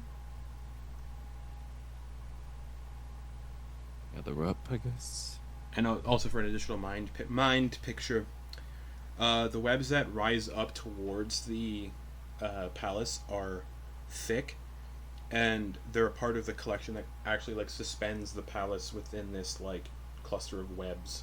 And yeah, the only way up looks like to be climbing up these larger webs that almost are kind of like climbable rope nets that you can see in places like theme parks and stuff. It's kind of like that, but made of spider webs that go all the way up to the palace for spiders and other folk to make the ascent. And this is where the tracks from where the sled stop. I know this, but maybe Grin doesn't. Spiders actually have some threads that they can walk on, and then other threads that are actually sticky. That's pretty common knowledge in terms of spiders, so yeah. Okay. I just thought they had waxy feet that didn't stick. No, they can produce different types of silk for their webs. Yeah, that's like day one spider stuff. Kind of like when you're cooking, one for dry ingredients, one for wet ingredients. Come on, day one stuff. So I think it's either the radial ones or the ones that go, upwards? That I don't know which ones that would be. Radial ones are the sticky ones. Okay. The ones that go upward are the ones they can climb without issue. Okay. So, I don't mean to be indelicate, but how much do you guys weigh? Grin, you're back to weighing like nothing. I don't like couple pounds. The goal is under 1,000 pounds. I think altogether I can we fly. Yeah. 1,000 pounds. Hopper's maybe 40 pounds. Okay. With all of his, with his gear. Probably 140 pounds. Probably, yeah. Like that. And any heavier gear. Mainly looking at Vonkar the most. Not trying to be a dick about it, but like, he's got so big. He's got a lot of stuff and full plate. Oh yeah, Vonkar. Let's see. Without the plate, he weighs. Where is it? Oh, well, that's not right anymore. He weighed 180 back when he was 5'2", but he grew 6 inches. So it's about 20 pounds. 20 pounds of bone. At least. Bone, yeah, just a bone too. Yeah. But he didn't get stretched out like Grin. He actually he got giant magic, so he proportionally got bigger. He's a 5'8" dwarf. Oh fuck. He's probably 220, 240 at least. Yeah, something like that. Plus a set of full plate, which is another like 20 pounds. So he's rocking somewhere in like and then plus all of his equipment, which is handy dandy 152 pounds. Vonkar's he's a siege weapon. Yeah, Vonkar weighs like with his shit, he's like over 400 pounds. Okay. Over 400 pounds. Okay. All right. Doe weighs next to nothing. Yeah. Under 200, 100%. There's no. Oh, definitely less than that. I mean, because even Yeah. even with all your stuff. Look at Doe, yeah. Yeah, I was gonna say maybe $150 with all your stuff, and then Medeis up about 200. Medeis is about like 180. 180, great. Grin, I would put them like right at 200 because of the shit they're carrying. Grin can fly, yeah. Okay.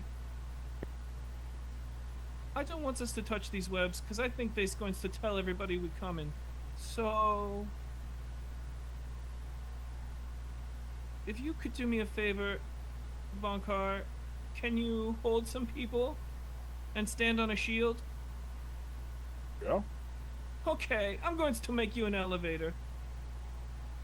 So the ring of using telekinesis, I can move an object that isn't worn by someone. Yeah, it's technically not being worn. He's standing on it. But you can carry an object that weighs up to 1,000 pounds. Yeah, so you could get Vonkar holding everybody and then just levitate the shield or telekinesis the shield like a. And then I'm just going that's so awesome. So that we don't have to fuck with these webs because I think that's going to tell Smart. But the problem. Okay, but the problem is you guys are fucking loud. So I need Hey, wait! You make Doe like a pillar. Mm-hmm. Vonkar puts her back on there. Medeis has put their back on there. Wait a second. We're stuck on the. I will also say telekinesis is concentration, so it will end pass without trace. That's exact. I got you. That's exactly it. Doe, could you be a coat rack? You Torger, anything. Then everyone can grab onto the coat rack so they don't fall because they'll automatically be stuck. Yeah. Yep. Mm-hmm. So you guys have a safety belt, and then we can I can fly next to it, but essentially telekinesis carry everyone up. Yeah, that'll do it. Very nice. Very smart. Right. But it does mean that our stealth checks are just flat. Yep. Yeah. As a group, so we're foregoing past that a trace. However, I would imagine they don't have a lot of magic elevators. I'm also going to say Vonkar wouldn't have disadvantage for these stealth checks because he's not moving around. Okay. Awesome. He's just floating. Oh, Yeah. hell yeah. Right on. All right. So don't nobody gets your farts out now. You see Hopper Doe lets one stretching rip. their limbs. Hopper lets a fart rip that he's been holding in all campaign. rabbit pellets just fall out. Just Fly out and Hopper shotgun lose- blast. Yeah, he loses 20 pounds. Fuck shot. 20 pounds. So Hopper's been holding that in for 45 40 days. pounds of gas. I thought Hopper just had That like was a all the beer cupcakes. gut. Yeah. Hopper dies of a bowel obstruction because it's been 45 days. I should restate. He releases a fart that he's had since he died fighting Valestria. Oh, so like only like a week or so, or something like that. Only about a week Okay. and a half. Fart. All right. Okay. So, Only loses 5 pounds. okay. So, Doe turns into a coat rack. Yeah, you see Doe like stretching out their limbs, and as they top of the go to shield. put their arms up, Yeah. and then when they do that, like you know how like the coat rack has the arms that curl, and they start to curl into that form, and 2 more appear. So there's more places to hang on to. Cool. Nice. We're gonna be like on a train car where we hold on to the.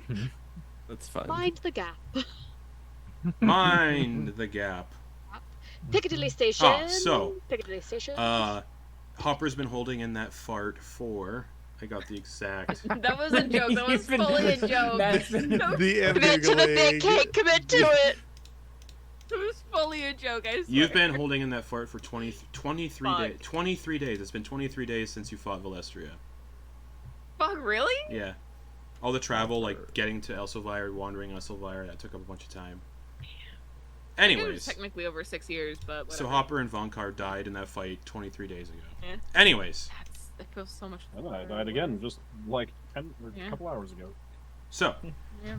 Doe's a code rack. Everyone who doesn't fly adheres to the code rack, and then telekinesis lifts the shield that Vonkar's standing up, and it begins to lift up through the air as Grin and Torger fly up with it. Okay. As you're flying up, the webs that you can see that would have been the climbing source look tough and pliable and have a texture of velvet. And they give off a strong odor akin to the sharpness of aged cheese or the scent of an unwashed belly button. Kind of just wafts off of these webs. Ew, what a fucking weirdly specific. Worst thing you've described all campaign. This is the worst body horror Unwashed ever. belly button. Unwashed belly button. Usually DMs try to find some like really. No. It's like how would you You're- describe that else? And Nothing is I'm more gonna use disgusting that. than our I'm own gonna have to bodies. use. I'm gonna have to use that next time. Unwashed belly button? Unwashed Yeah. belly button. It's a smell everybody probably knows. Yeah. Gross. From their college years. Fizzle sticks. Ugh. And Freshman year of college. and the air is humid and thick. And as you float upwards, fly upwards, you can see the webs actually move in like subtle vibrations. Like even without touching them, you can see the webs are subtly vibrating, each with its own distinct rhythm and pulse. Like the webs are like a vast network for communication, and they're pinging and twitching as they're being used for some kind of silent exchange. So, crawling up, yes, there could have been chances to try to mimic those vibrations and pings, but now you don't have to worry about that. Now you don't have to worry about that. Because of Torger's Yeah. knowledge. Very clever. Very clever. You Yes. you will eventually reach the top of this area, coming out onto a sprawling expanse of jagged stone slabs. Back on solid ground, if everybody would like to be on solid ground again. Here, a variety of sleds, wagons, carriages, and other modes of transportation lie cocooned in webs, likely hauled up to this point by enormous, powerful spiders. Hence why the tracks ended here down below. They're all hauled up. This Are they all? Oh, sorry. No. Ask. What's up? My question was: are they all immediately ensnared once they? Yeah, they're all like cocooned. Okay. The slabs that you're all standing on, where these wagons and modes of transportation are encircled by numerous low-hanging stalactites that nearly graze the stone of the slabs. So stalactites that basically nearly go from from ceiling to floor. A narrow walkway illuminated by metallic sconces shaped like spider heads and flickering with purple flames stretches ahead. Beyond the walkway, you see it extending toward a massive gate of stone and wrought iron that leads into the palace grounds. The palace itself rises tall and imposing with 8 jagged, pointed towers. Its layout and architecture designed to resemble an intricate radial web made of dark black and purple stone. On either side of the gate stand 2 heavily armored driders, each holding lanterns akin to the one used by the drow below. And each of these driders are wielding menacing glaives, and they're far enough away through this corridor ahead that they can't see you from this distance. And they seem to be talking to one another.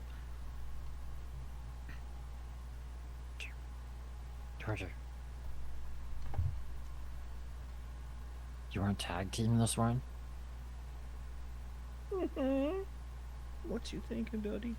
You do the same thing as you did before, and I got my whip for the other one. Yeah, okay. Hey, guys, everybody. We're going to kill some dudes. You guys can come help us if you want. Oh wait, they're driders. They're not drows. No, they're driders. Probably So elven, bit more stout. elven upper half, large spike. Yeah, they're both like 10 feet tall. okay. Just not their elf bodies aren't like that big, but it's the spider-like body that gives them their mass. Yeah, these are 2 driders.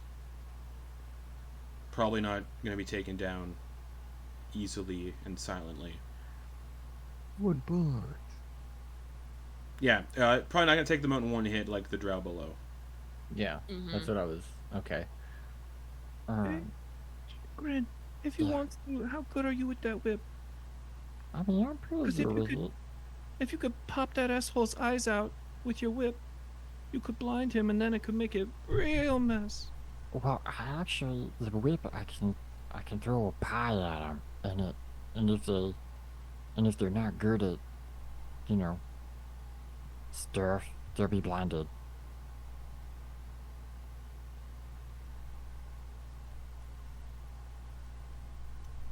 Okay, The two so- driders, I will say, the 2 driders also appear distracted because they're having a conversation amongst themselves. They're not looking ahead; they're looking at each other.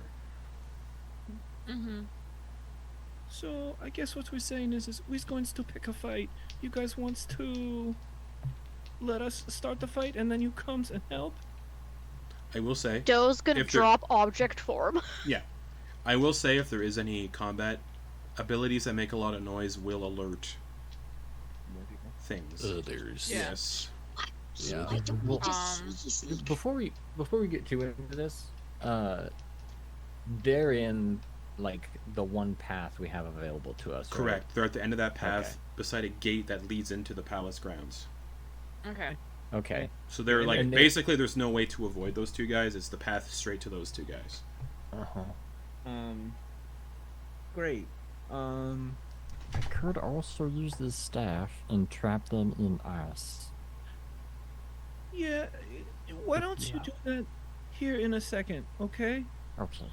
Hey, you guys. Huh. If you needs to say stuff, don't get close to them if you needs to say stuff. So I have I'm gonna use another. I can cast silence at will, Mm-hmm. which Grin, are you coming with me? So I don't know how. Wait, I don't know if you can. I think if I teleport, I can only do 1. Yeah, you can only Oh. do yourself. Sorry. That's okay. I'll be good. Then I'm gonna cast. I'm gonna cast silence and then shadow step behind one of them. Okay, well, And Yeah, and Grin's Before- right behind. before anything gets too tasty, you will have to walk a bit before you can shadow step towards them, because they are a distance away. it's about 60 feet. I Yeah, think, they're a little bit further out than that. So as you're like creeping along, Grin is also creeping along, it sounds like. I need the both of you to make stealth checks. No pass without trace here. That's true. Are you using the Drider's passive perception for this? Or are they actively perceiving? That's how stealth works, is passive perception. Okay, cool. Unless they're actively looking, which they don't appear to be. Okay. Grin, what'd you get? This is a group stealth check, so I got a 10. a 10. Okay. Torger. Yes. Oh wait, 2 is it? Are plus we 8. Nothing added to Oh, this, is just a stealth check. 16 then. 16, okay. Mhm. So as you 2 of you get closer and closer, Torger, under comments, and they're talking to one another, so you can understand what these 2 Driders are saying. The Drider on the left is like leaned into the other, murmuring to him, "I understand why the Queen's anxious. with both Ubelike and Grast out of the picture, but how are just the two of us supposed to defend against any potential threats? Grast and Ubelike had entire legions, and they fell so easily. The other Drider sighs and responds, stop fretting. Once the Queen completes her ascension ritual, she'll regain her full strength, and we won't have to worry about anything anymore. And if worst comes to worst, the corpses we took from Dvergfjell will serve as decent shields if we're attacked. Besides, the dead Archmage or whatever she's working with is pretty powerful, so we're fine. And the anxious Drider chuckles a little bit, reassured by what he's saying. And then as you're approaching the two of you, you guys hear a whistle in the distance, like a whoop, and the two Driders seem caught off guard by the whistle, and they scurry away to the sound of the whistle and leave the gate unguarded.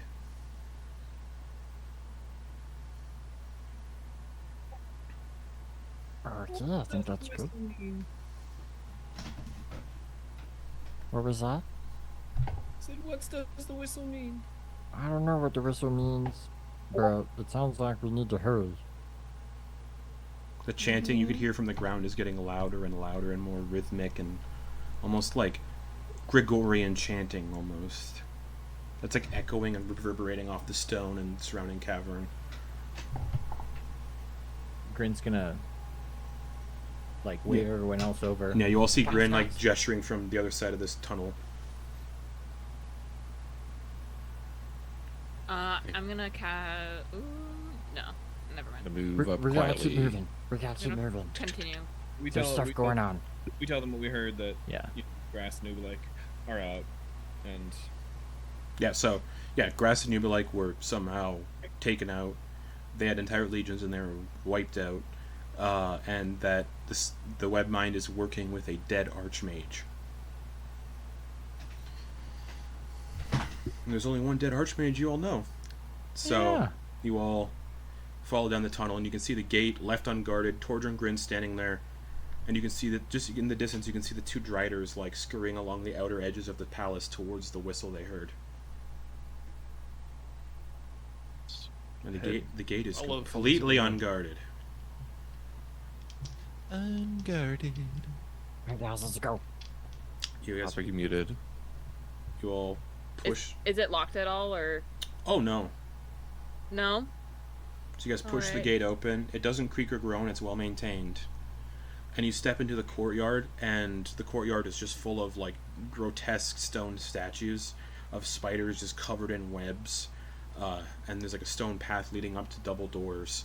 And you can see a figure in a hooded cloak slinking slowly up to the double doors. They're a good like couple 100 feet away. And they push the doors open only ajar, and they slip inside and close the doors behind them. Well, let's go. When would I have had time to do a divine sense to see if that was? They were like 200 or so feet away. Oh, okay, never mind then.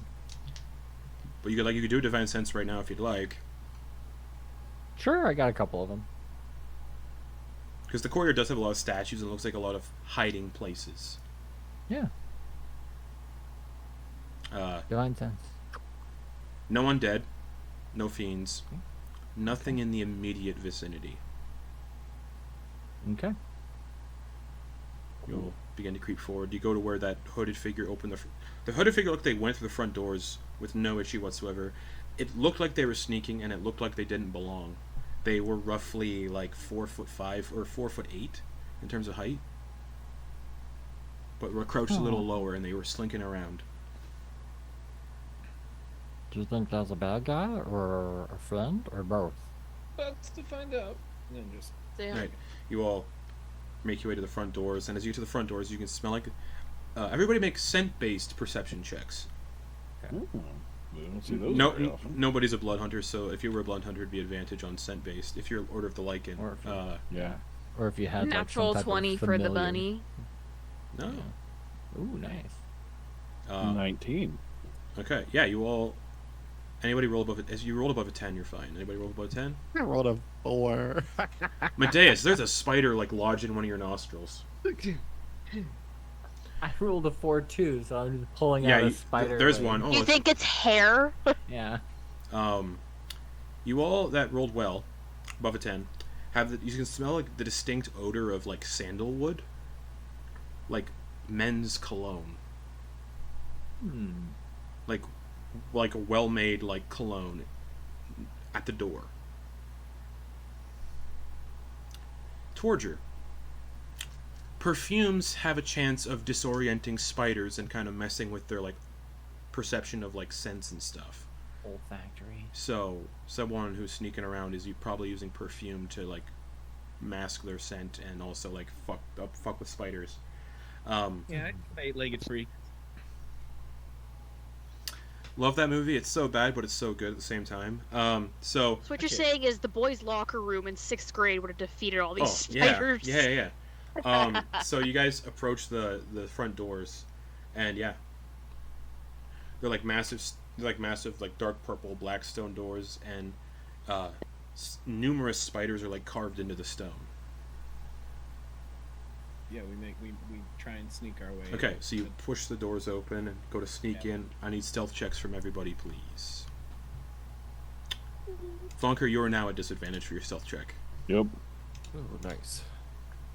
And Pass Without Trace is gone. not on? Yep, correct. Yeah. Come on. I'm not rolling that. Double 7s for an 8. Okay. Medeis. 5. Okay. Hopper. 14. Okay. Grin. And again. Doe. 24. These lanky legs are just. Torger. 28. Okay. 3 fails, 3 successes. If it was 4 fails, we know what happens. Okay. You all creep into this main like entry corridor, and immediately you see a drow sat at a table, at like a guard's table almost, facing the door, and their head is slumped down on the desk, unmoving. And you can see like you can see little droplets of like crimson dripping off the desk and onto a puddle on the floor. The drow's throat has been slit almost ear to ear by a very sharp blade. A very small, very sharp blade. And the smell of sandalwood kind of continues in this area down the corridor. All I this. recognize this smell.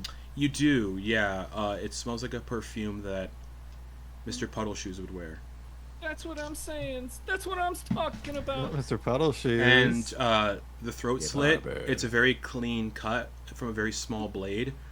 So you can probably assume it's a straight razor that he did it with. Yeah, that's what I was saying. Guys, we got to find Mr. Puddleshoes. Alright. It's a bad. My first thought was Sigmund. It could be Sigmund. If it was Sigmund, you wouldn't even need to be here. You all proceed following the scent of sandalwood. You just come across more dead drow on the floor, all taken by surprise. It looks like killed silently without notice. Some of the bodies have been like dragged and positioned in places, so it looks like they're sleeping. Whoever's moving through here is moving incredibly quick and killing incredibly quickly. The bodies are still fresh, the blood is still warm. And following the scent of cologne, Fucking cool. it kind of comes to a... You move up staircases, you move down staircases, through corridors, more dead drow everywhere. Occasionally, you all, with the stealth checks you rolled, just get out of the way sometimes as driders, because the 3 people rolled in the 20s. So you see you guys occasionally dip out of the way of driders as they're patrolling down corridors, 4 or 5 driders at a time, taking the stealthy approach, following the smell of cologne.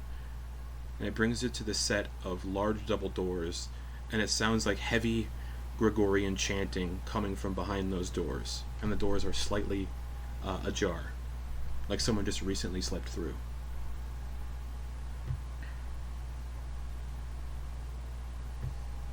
Alright, Torger, what's the plan? Muted. We go in fast and quiet. Alright. This will be another stealth check. The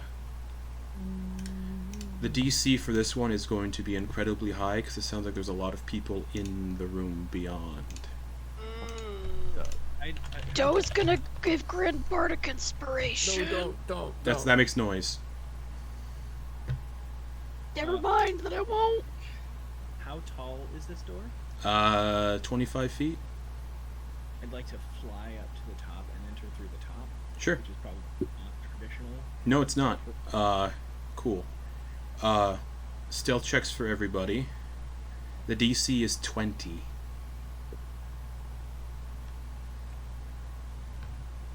Close. Literally can't make that. I have a +8, but I haven't been rolling. Oh no, I good can. for I stealth. have a +1. That's right. If I hadn't had disadvantage, I actually You would have done made it. it. I That's got a awesome. 19 out of a Okay. 12. Okay. Medeis, what'd you get? 17. That's one fail. Hopper. What is it again? DC 20, stealth check. Stealth, okay. Oh, that was so close to an 18. 9, 2 fails. Grin, 15. 3 fails. Vonkar.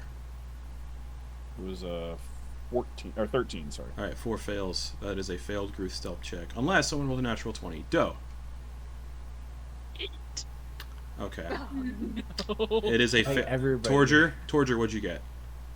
I rolled a 20, so I did 20. make it. A All right. dirty 20. So, Also, separated from the group You intentionally. did separate from the group. He did. so Yeah. 20 meets it, beats it. Okay. I'm going to be the only invisible one going in. So, as Ding dong. as you all enter, you all get immediately spotted, except for Torger. A grand chamber unfolds before you, its focal point a raised central platform, reached by a set of stairs on either side. Here, numerous humanoid figures are ensnared in cocoons, suspended on stone pedestals. At the heart of this scene stands the Webmind, a striking drow woman with pale skin, piercing violet eyes, and a crown of obsidian entwined with webs and smaller spiders. A crown she asked Noose to bring to her so very long ago. Her long white hair cascades to her shoulders, and her lower body is that of a colossal black widow spider. She is clad in sleek, barbed black armor, and her spider form is a formidable 15 feet wide and tall, so she's huge. The room is also guarded by 2 driders and 4 spider-like humanoids. These creatures have hairless black bodies, 6 spider-like legs, and 2 humanoid limbs at the front. Their heads are hairless and vaguely elvish, with 6 white eyes and large mandibles. The walls of the chamber are lined with countless cocooned Duergar, their clothing made from mushrooms. These are the last survivors of Dvergfjell, and just as you arrive, a tendril of energy from this archway in the center of the room is putting Glen Puddleshoes on the wall and cocooning him.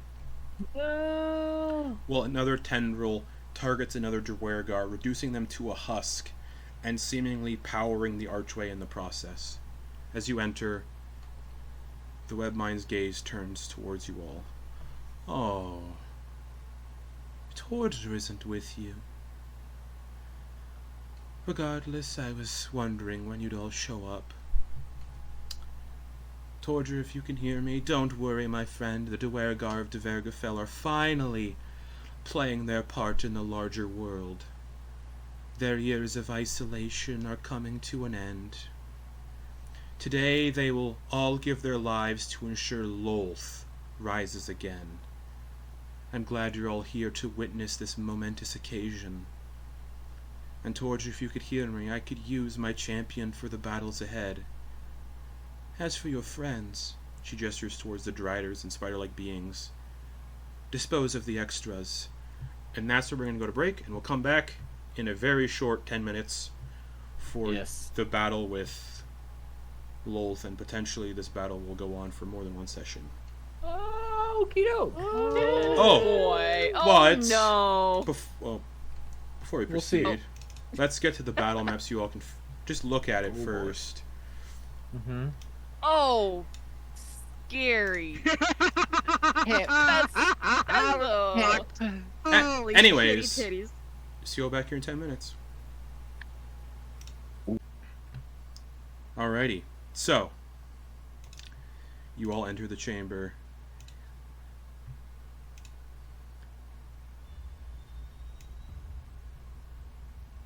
To Lex's face was funny for a second, but yes, you all enter the chamber. The Webmind is there. Her spider denizens, minions are there. The archway is crackling out energy as every Duergar, as the Duergar who got sacrificed to it, seems to power it up slightly. Doe, you are immediately first. Fucking hell, yep. Okay. So,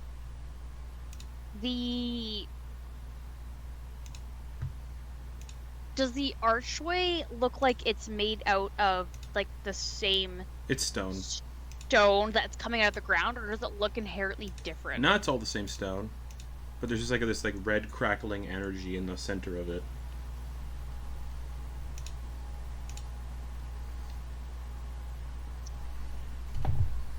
I What are you doing? I'm checking the length of spell. Sure. I mean, like, The area distance. length, not time of No, length. I know. Radius? Thanks. I know big girl words. Here to help.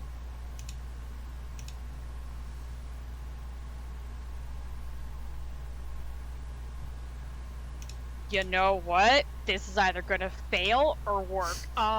These are 5 feet, 5, 10, 15, 20. They're all 5-foot squares. Yep. 50. I am going to cast Shatter at 3rd level, centered on the arch. Perfect. So as you cast Shatter towards the archway flares a little bit and seems to catch the spell and rotate it around a little bit, and and reflects it back at the caster. I need everybody around Doe to make a dexterity saving throw based on Doe's spell save DC for Shatter as the spell reflects back to Doe. Is it Dex or is it? So it's a con 17. Con saves for everybody plus 5 for I am so sorry, the Shatter everybody. spell as it reflects back. +5. I rolled Okay, a so 5, this- so I got an 18. Okay. This is a fun interaction. 23. But part of my abjuration, I can. I have advantage on spell saves against creatures within 5 feet of me. Yeah, so you have advantage on this. So technically, Doe. Okay. Yeah. Okay. Cool. Doe, what's your spell save DC? 17. No, fucking Vonkar succeeds. All right, Doe, roll damage for Shatter, and we'll go through the math here. Yep. I apologize for what's about to happen. Oh, that's actually not that bad. Okay, 48, I only rolled a 12. Medeis, what'd you get? Not enough. All right, so you take 12 thunder damage. Are there any other effects? No, that it thunder damage? No. damages objects in the area too. It's half on a successful save, right? Yeah. Yeah. Hopper, what'd you get? 13. 12 thunder damage. Grin, There goes 23. the temp. 6 thunder damage. Vonkar, 6 thunder damage. Yeah. Doe. Wait, did we all have temp HP during? Yes, 12. Mm-hmm. that? Okay. Doe, what'd you Yeah, get? during one of the short I rests. failed. Like, So 12 thunder damage. Yep. So it was all 12 hit points. So that'll drain all the temp HP that everybody has. Torger, con save, what'd you get? I am 25 feet up, so I'm not within 10 feet of the spell. Oh, you'd be within the range of Shatter. It's the radius is big enough to get you. That sounds like a 10-foot radius. 20 foot? 10 foot. Oh, sphere. sorry. Yeah, Torger's out of it then. Okay, cool. So everybody gets. But yeah, Doe. would Hopper? No, Hopper would be just. Yeah, but Doe, the spell is cast. And that was your action. That was a great job, though. You now learned No. that the archway reflects spells target it. Or it reflects spells. That's what you know. Okay, so we did learn something that wasn't in vain. Just cost 12 hit points for So that's your action, Hit Doe. points, yeah. And as that happens, the Webmind just cackles. Just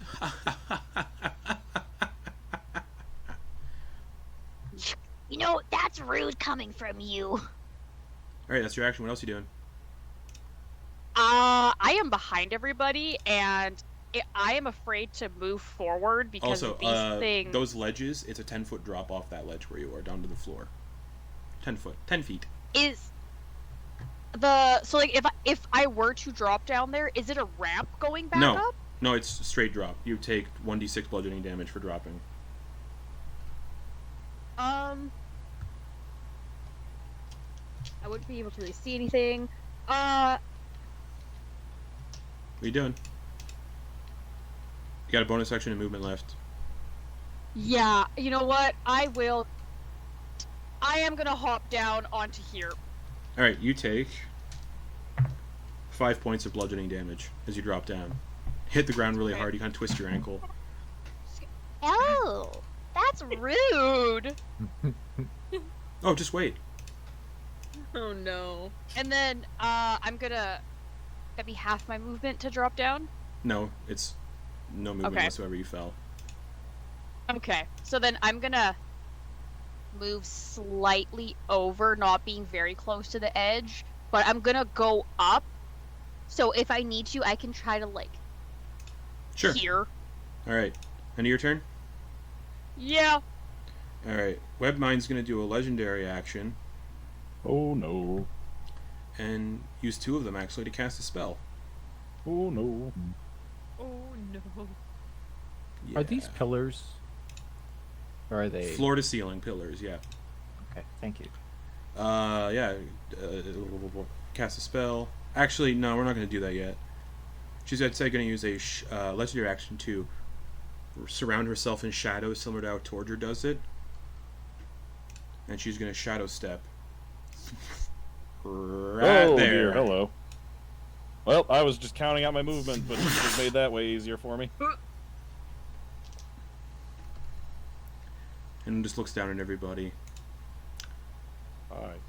Then it brings us to her turn. Hello. Oh no. Oh no. Yeah. Alright, 3 attacks. She's gonna look down towards the bite-sized morsel and make a bite attack on him. Torger's still invisible, yeah? He's not invisible, this room's lit up. He's just Okay. not detected by her passive perception. Gotcha. I am that bite-sized morsel? Yeah, she's making a bite attack on you. Okay. That was only a 4, so a 15 to hit. I believe that misses. So she reaches down to go to bite you, misses, Ah. and then is going to retaliate with 2 claw attacks. One on... Actually, what's her reach? Oh, with her claws. 10 feet. So 1 claw on Vonkar, 1 claw on Medeis. Okay. So Vonkar, that'll be a natural 1. Woo! And for Medeis, that'll be a 21 to hit. Let's go ahead and yeah, I'm thinking this is a good idea. I'm gonna cloud rune that and put it at A here, just up and to the left of her. One of the Choldriths, okay. Yep. 14 slashing damage to that one then. And you said A? Yeah. Okay. Yeah, that thing takes 14 slashing damage as the wind like knocks her claw backwards and it slashes across that thing's chest. I was thinking it was like the clouds momentarily form around her and she can't tell what Oh, direction even she's better. facing. She just like turns completely around and attacks the first shape she sees. Alright, that's her turn. Bringing us to the Ascension Arch. Oh no. I played the Elden Ring DLC. Yeah, it's gonna target. Who does it want to target? Probably one of the Duergar on the wall. Constitution saving throw. That's a fail. That Duergar takes 35 force damage. And that Duergar just goes lifeless, turns into a husk, and its essence is pulled into the archway, and the archway flares with energy again. You said horse damage. Horse damage. I didn't know they knew how to do that. Childreth B is gonna leap down, scuttling down the wall with its web walking spider stuff, so it doesn't have to actually like fall. And How about it doesn't? scurry after Doe, and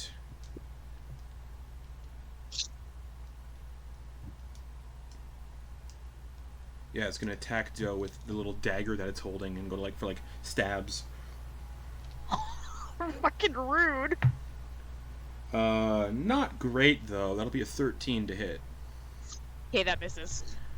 And then it's going to chant something in a language you don't understand. It just sounds like a mixture of clicking and clacking from its mandibles, and a spectral dagger appears behind you. And the spectral dagger is going to try to stab you in the back of the neck. What was that? 4 eyes? Oh wait, I also have 4 eyes. Natural 20. Silvery barbs. One of the cocoons counterspells your silvery barbs. You friggin' bitch! Ow! Oh, I didn't think that was that rude. Ah! Cocoon F is the one that shakes a little bit, and that's when silvery barbs gets counterspelled. Cocoon. Can Cocoon F see me? Absolutely. Doe, 13 force damage from the spectral dagger. Ow. Valid. Childreth D. It's gonna... Oh, not go through the archway. No, I should go through the archway. 15, No, It should go through the archway. I think it should go through. No, I don't Hey, think so. what if it goes in backwards and it gains life and we're good? That archway absorbs life, okay? We don't want more things to But touch what if it it. goes in backwards and it reverses? This Childreth is going to... 3 creatures it can see. Vonkar, Medeis, Hopper. Yes. It's going to cast Bane on the 3 of you. Ooh. I need the 3 of you to make charisma saving throws. Oh no. Hopper, Vonkar, and I'm not good at those. Medeis. Okay. 13. 13 succeeds. Medeis. Thank you, Grin. Oh yeah, Grin. Plus 5, yeah. Medeis, what'd you get? For charisma? 21. Oh. Succeeds. Vonkar. 11. You are baned. No. No. Subtract the d4 from any attack rolls or saving throws you make. While this Childreth concentrates on Bane. So the other 2 shrug it off, but you can see this, you see what looks like webs kind of appear over Vonkar's eyes, and spiders just begin to scurry their way into his head. Justin, could you put a concentrating Yeah. tag or something on that specific one? Yes. I'm not going to do the rings that are built in because that just makes it confusing. Cool. And Thanks. it's a lot of work to do that. So yeah, we'll say D concentration. Nice. Okay. End of that thing's turn. I think the Webmind's going to use another legendary action. And let's go with cast a spell. 2 legendary actions. Her last 2 legendary actions to cast harm. Oh God. Who is she going to target? Harm, harm, harm, harm, harm. It would be Torger. She saw Torger. But he's not here, so fuck you. Doe is Invisible. Doe is rude. Doe is standing up for her best buddy. Doe, I need you to make a Constitution saving throw. As you feel pain rip through your body, the worst pain you've ever experienced. So, period cramps, cool beans. Yeah. Mood. Okay, I Nice. 19. That's good. Fails. Yeah, What? I thought that was gonna fail. That's so good. I just think it's like the dagger's still in there turning, and then I look and there's nothing there. Just Doe, you take 55 points of necrotic damage. I'm still. Doe, in addition,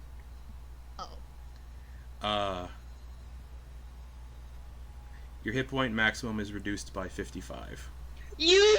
Whoa.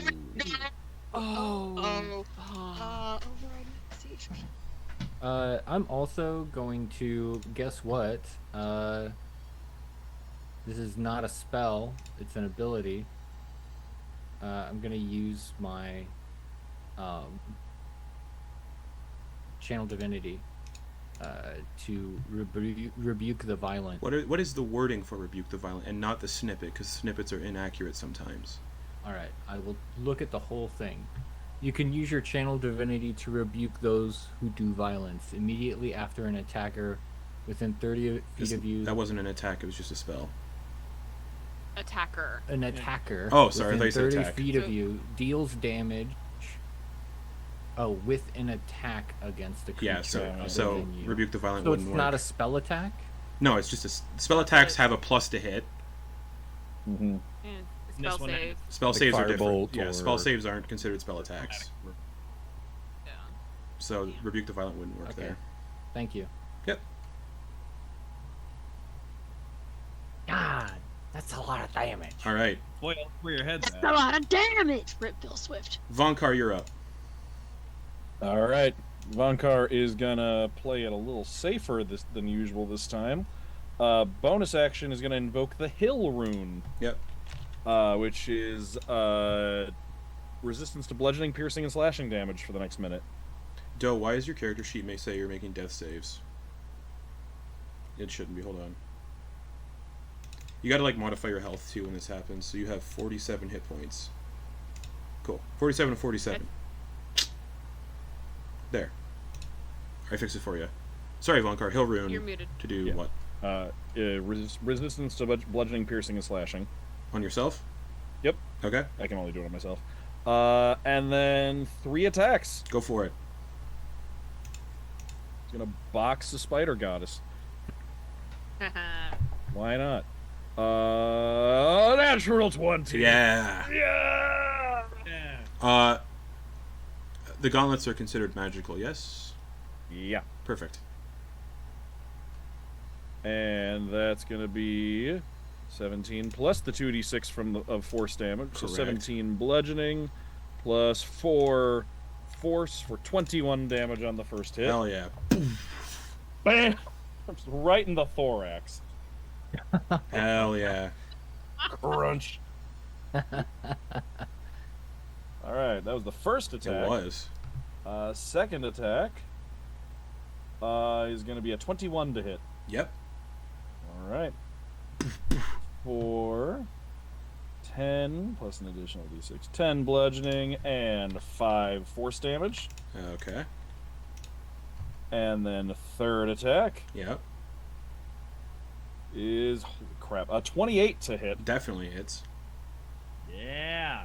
For 12 bludgeoning damage plus 3 force damage for another 15. Boom, boom. For 51 damage Yeah. this round. Nice. Bam, bam, bam. That's awesome. Anything else? I think that's your action bonus action. Yeah. No, that was, yeah. I have movement left, but where am I going to go? True. Alright. That's all I got. I gotta make these letters a little bigger. I can barely see them. Oh, I should make this bigger on my screen. I have another monitor over here, and I still have everything this Oh, side, the joys of having 2 monitors for running combat on stream is Oh the yeah. best. yeah. Oh yeah. Alright. Drider A. All right, those guys. What are their move? What's he got for? What's this guy got for movement? Nah, not that much. But these are all spiders. Terrain is nothing to those guys. Oh no. 30 will get him right there as he scurries around obstacles and over obstacles. He's gonna draw a longbow and aim the longbow at. Can't really actually get anybody from there because the webmind's in the way. So instead, Would he be dumb enough to just try to lob it over them? no. Good. What he does. He's gonna make a 20-foot cube. 20-foot cube. Yeah. hopefully this is transparent. Centered on probably just right in front of the Webmind. Webmind really wanted to get their hands dirty, I guess. Pass. Give me a cube.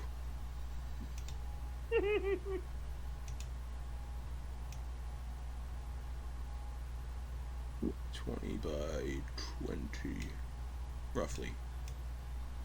And it's going to cast Fairy Fire. I need everybody, except for Torger, to make a Dexterity saving throw.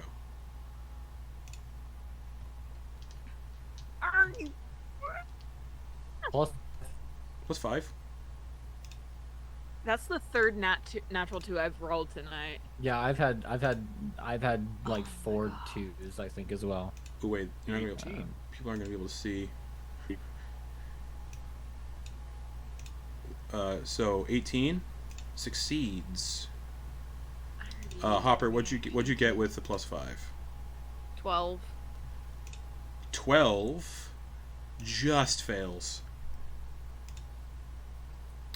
Vonkar, also remember -4 from yours because you're baned. Oh, that's right. And all of your minus a D4. Minus a D4. All of your attacks would have been minus D4 as well, but whatever. We forgot. 17 on that. I think I rolled like it was like a nat 20, a 28, and oh yeah, you're good. Yeah. All right. So Hopper, you are under the effects of Fairy Fire. Medeis, what'd you get? 15. You are fine. Grin.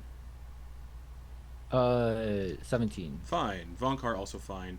So the only one that gets blasted by the Fairy Fire is Hopper. So. Taste of their own medicine. Also. Whoa. You know what? I think I'm feeling the DM in you, Lex. What? I look forward to our. Hopper loves Fairy Fire. It's true.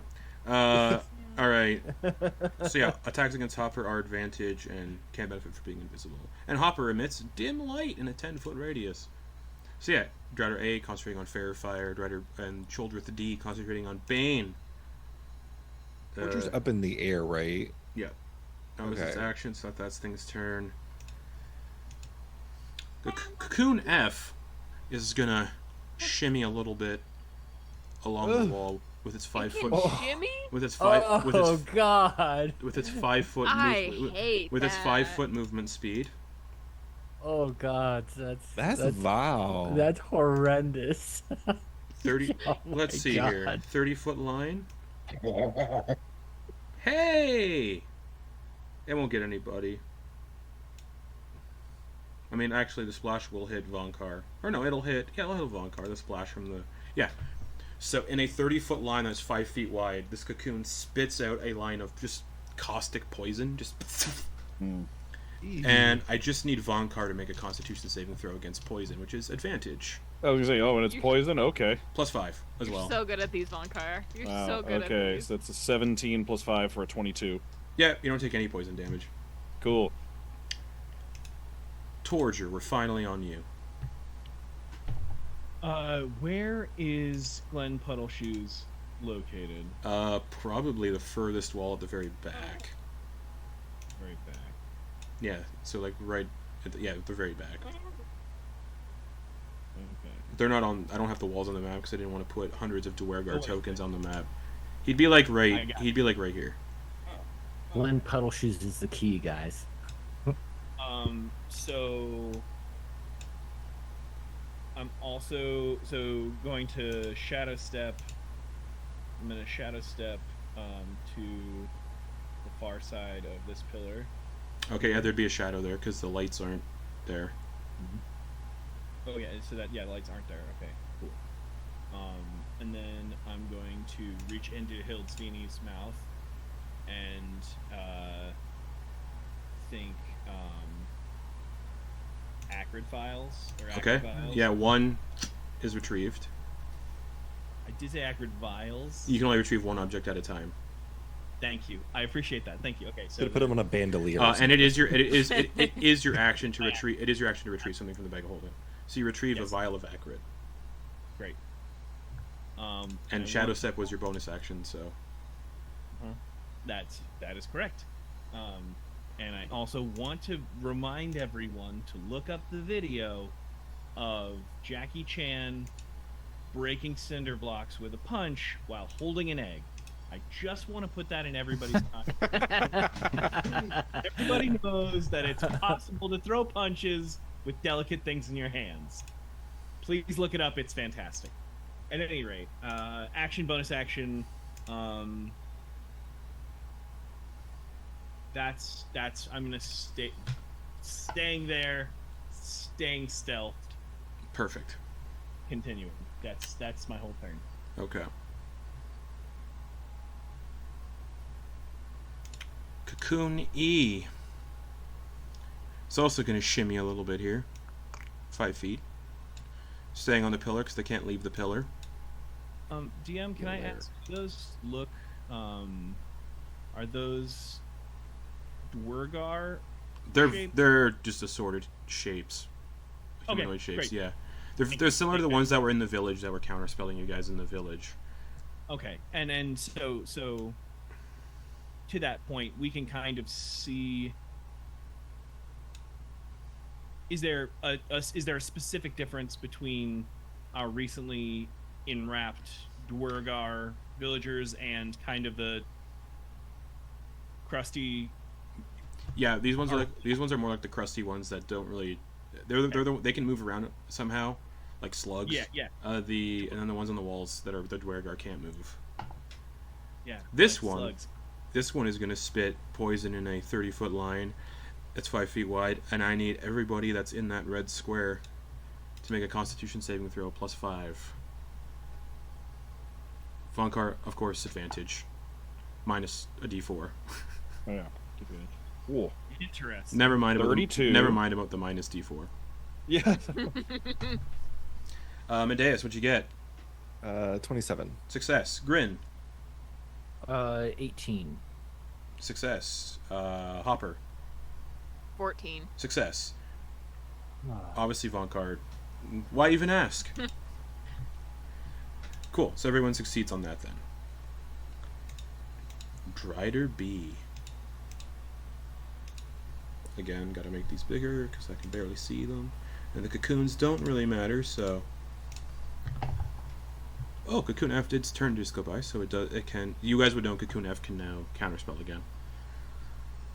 Drider B is gonna, from where it's posted up, aim an arrow and try to snipe the tiny little guy buzzing around. Hello. And go for a longbow attack. Yikes. 3 longbow attacks. Oh, they got 3 attacks? Fuck, I forgot. Okay. Oh, he used the other guy used a spell, so it doesn't matter. Right, I just forgot. Whatever. You can't cast 3 spells. No, in you a can't. round. Unless you have a certain feat that was added into Critical Role Slay's book. Anyways, huzzah! First longbow attack is an 11 to hit. The arrow is larger. That does not. Yeah. The arrow is larger than your body, and it just whizzes past. It's like trying to shoot a fly with a bow from a good ways away. Second arrow towards Grin. Natural 20. Neat. Okay, so Grin, you take 13 piercing damage. Okay. And 3 poison. So 16 total. Oh. Okay. Final arrow flying towards you. 12. That misses. Okay, so 2 arrows missed, but the second one hits, and there's just a large arrow sticking out of Grin's torso. So it just looks like there's an arrow like hovering in space. Medeis.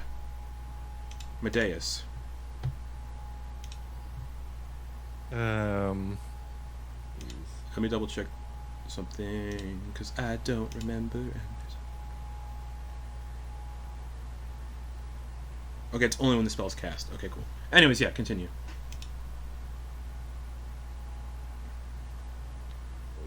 Alright.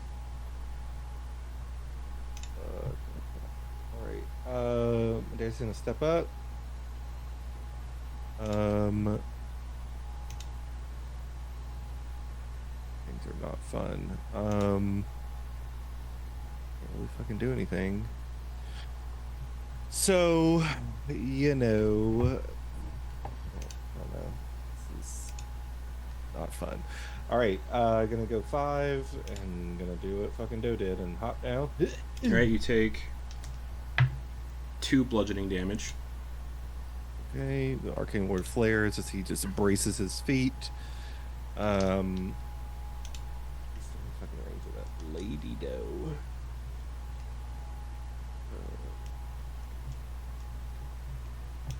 Reaction. Yeah, she's got a 10-foot reach. Yeah, I can step out, run past. No attack of opportunity. Okay. She does appear to be. Oh god, she's playing with her food. She does appear to be scanning a little bit too while she's fighting, like she's looking for someone specific. Oh, okay. Yeah, that makes sense. It's probably not gonna fucking work, but I need to try something. I am going to. I'm not going to. I'll just use because we did have a short rest, so I Correct. did my. You had a few. You had 2 of them. Yeah. The orb is pulled out, and y'all watched like this cold begin to encase it, and he's going to attempt to open it and blast forward some stuff. Okay. What are you casting? Cone of cold. Cone of cold. Yes. All right. Of really coldness. So. All right. Cocoon E is gonna try to suck it away. Actually, no. Never mind. You can't see it because of your elevation further down. So never mind. Oh my god, clutch. I was so fucking worried. Okay, so I do have a cone of cold. I have a big old thing. So give me 1 second while I aim this. Torger just gets frozen into a statue. Just. Is that going for Torger? I promise. Here we go. Gotta activate that nifty rotate tool. Yeah, sorry. So the cocoons definitely have to be able to see you somehow to counter spell you, but they don't have any visible faces. No, I can't fucking click it. Oh my god, this shit. That's okay. I know what you're trying. Wait, to here do. we go. Here we go. Okay, here we go. Oh shit. Ooh. Oh fuck. Are we trying to get the? She's just on the edge of it, so. I'm gonna go. Just a little bit. I am. Yeah.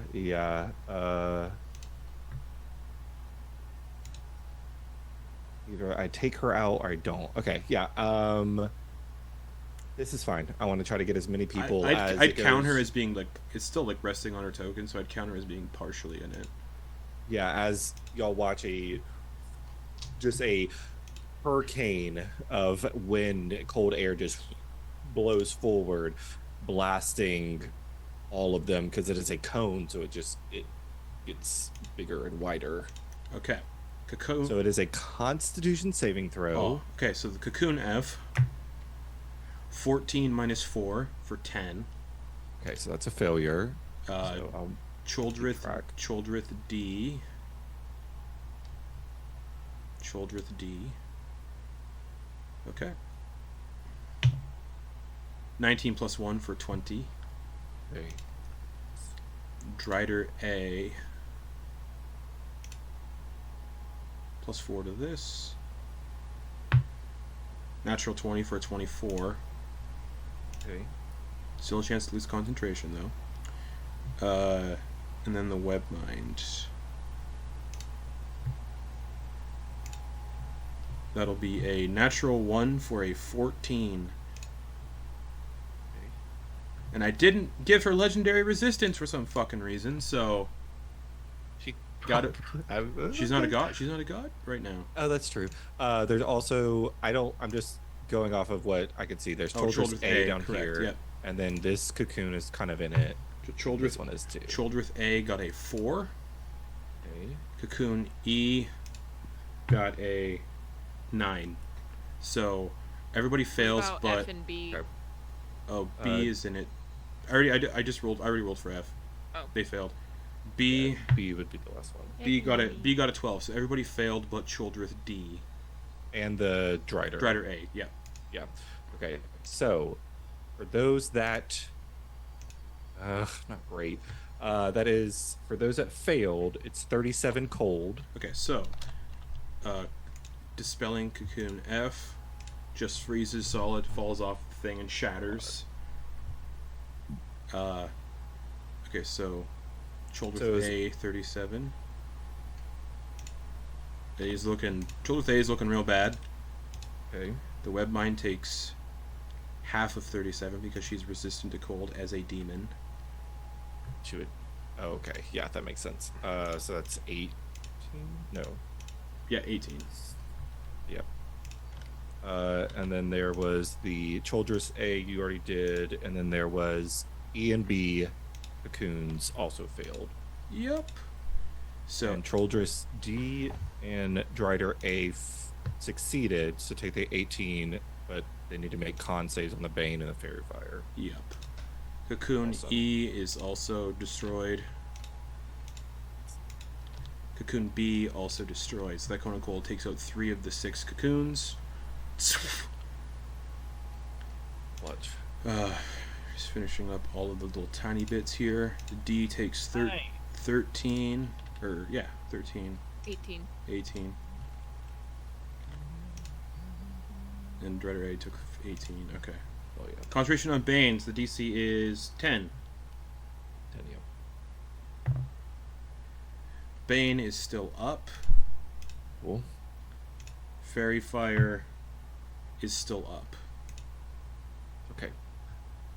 So, And yeah, 3 of those cocoons are already gone. action, bonus action, can't do anything else. So I am going to stay put. That's it for me. Cool. Alrighty.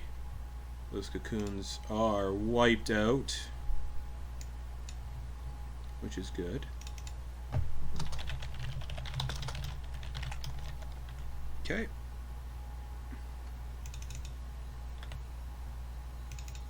Come on. Okay. That's that. Hopper, you're up. Am I able to run through the Spider Queen's space you're because small. I am small? Yeah, you're small enough. Okay, sweet. I'm going to run through over here. Yep. And I'm going to bonus action glittering pattern. I need the Spider Queen and this guy to make dexterity saving throws for my Fairy Fire. Okay, dexterity saves, you said? Yes. DC Alright. 16. Oh, DC 16 Wisdom. Sorry. Oh, wisdom. Okay, Wisdom. I'll keep the 5 I rolled. That'll be a 14 for the Webmind. That's a fail. So she is under the effects of Fairy Fire. It's gonna be fun for Vonkar.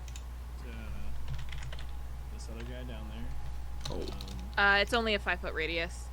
Yeah, Right on. Hopper's version through the sword. Yeah. Mine, it's because it's a bonus action and it's Yeah. it doesn't use a spell slot. Childreth A. It's at will. 9. So Childreth A is also Fairy Both fail. Fired. Nice. Awesome.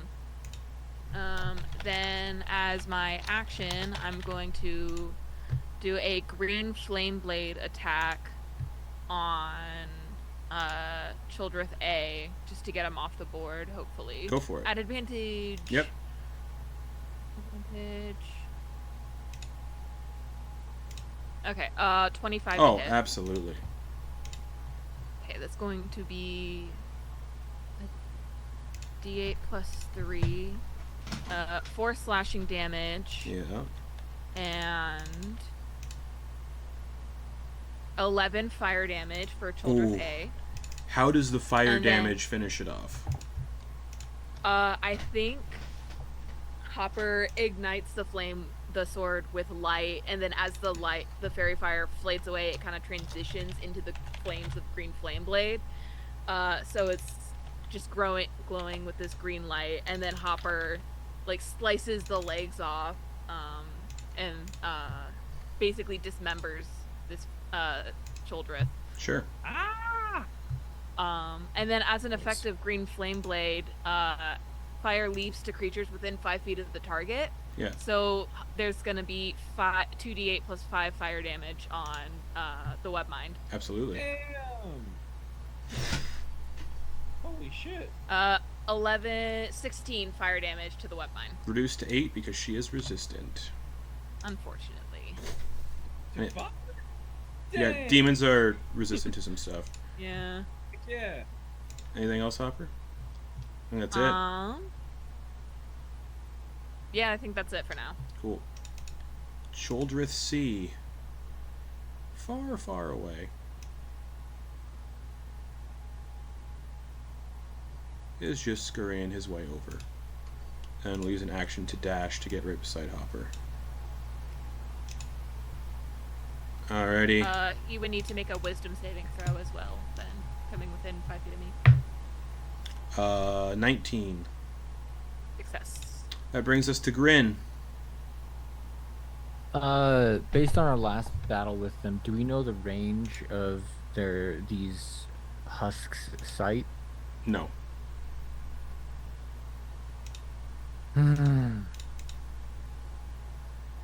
Okay. I will bonus action. I will bonus action Hexblade's Curse on Lolith. Okay. Followed by 2 attacks. Woo! Yep. At advantage. At advantage because she's Advantage. fairy fired, yep. Yeah. I need to do my paladin stuff.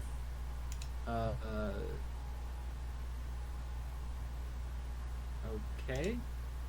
That's a 28 to hit That hits. for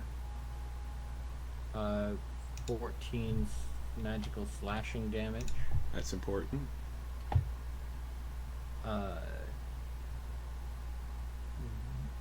And yeah, I'll just go ahead and do a second level smite. Yeah, go for it. Well, so that would be a total of demon. Yeah, so you had an extra on top of that. So An extra D8. That means at second level, that is. I need to be better at this. I'm sorry. It's fine.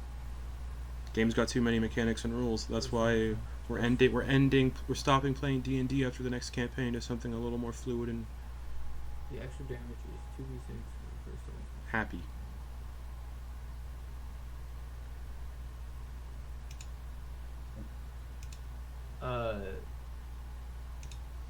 So that's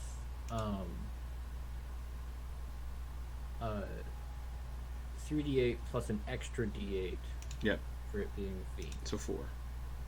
4d8. 1, 2, 3, 4. And this is radiant damage. Not bad. 19 radiant damage. Alrighty. Boom. Attack number 2. Absolutely.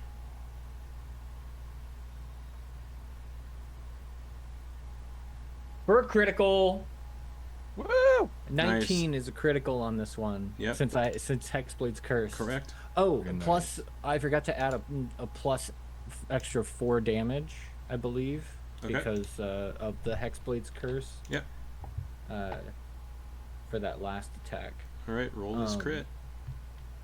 Okay. So we'll roll the crit damage.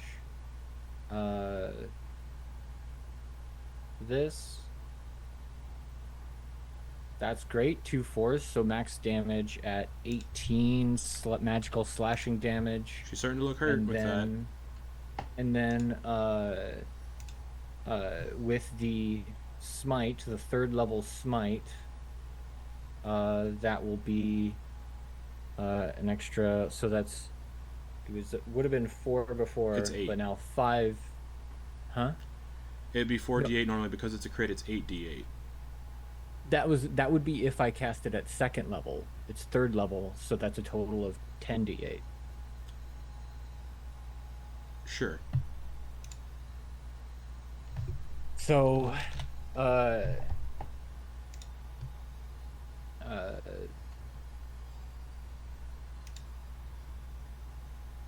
10d8.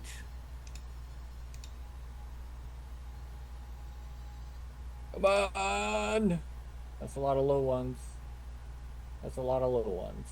Okay. To a maximum of Not 68. What? Oh, I was just reading the max it can go without a crit is 68. Yeah. Okay, so how much damage was it? 45 radiant damage. Alrighty. On top of the 18 magical slashing damage from my 2nd attack. With that, the Webmind seems to no longer care about looking for Torger in the moment and has chosen a new target. Well, that's right.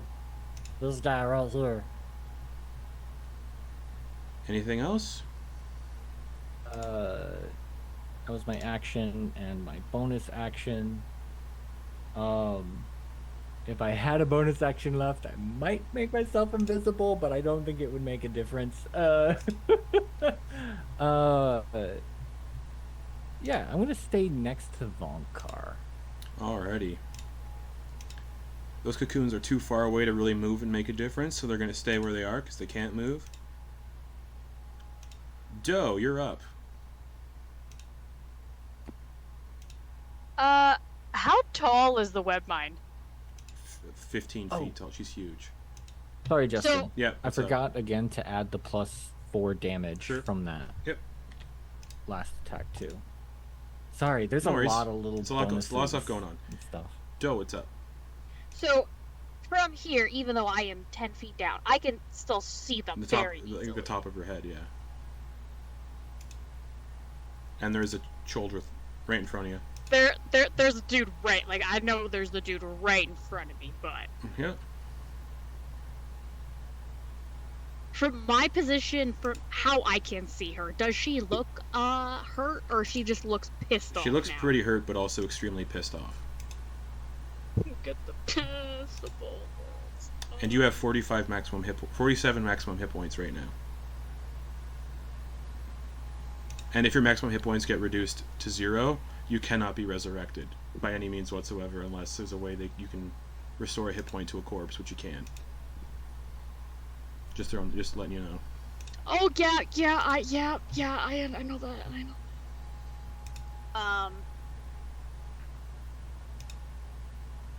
Dumb ways to die. What do you got? Okay, so I know she's resistant to fire damage. So even if I hit her with something and she would succeed, she'd still take half. Or would she take half of the half? Is that how that works? If she succeeds, she takes half the half. Regardless, what you doing? We're getting pretty late here. I am You know what? Fuck it. I am looking up at her and seeing what the hell's happening. I'm going to lob a fireball up at her. You will hit. And it's a 20-foot spear. And I am gonna try and lob it like farther. How the fuck do you... Alright, yeah, you can do that fine. Yeah, and I'm just gonna... Kobe! I need a dexterity saving throw from her. 29. I also sorry to interrupt this turn. Yep. I haven't had a second turn, and Doe is the top of the order, correct? Correct. Yeah, we just started round 2. We just started round 2. Yeah, it was a lot of. Yep. Yeah. This like that. Alright. This last turn was my apologize. first turn. No. I'm so sorry. No. Yeah. Round So, 2, yeah. I was like, no, you guys Yeah, are we're round good. 2. Yeah. I'm Yeah. sorry. But she's looking real I'm on bad, board. so it's probably over soon here. I'm on board. So yeah, Doe, you cast Fireball. So half of 15 is gonna be 7. Yep, she takes 7. So you rolled 15 damage, correct? No, I rolled 31, so the 15, half yeah, of that is 7. 15. Yeah, she so she'll takes- take the 7. She takes 7 fire damage from your Fireball spell. That's for Torger, you bitch. Anything else? Yeah, I'm gonna get if this dude hits. Wait. As a bonus.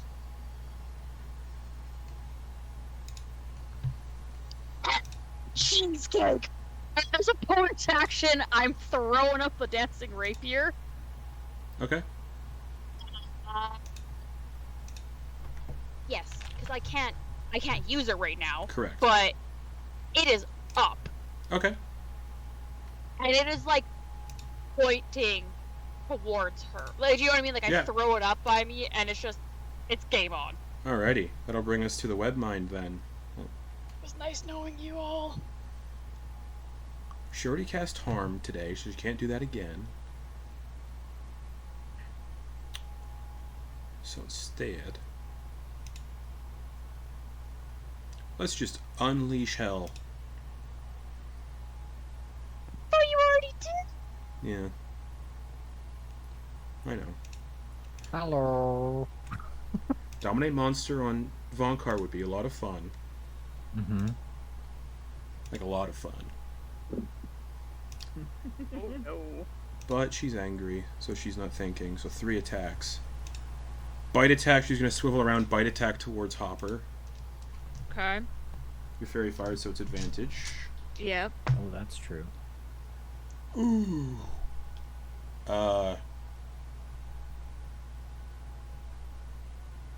29 to hit. Math. 18 plus 11. 29. That hits. Okay. You take...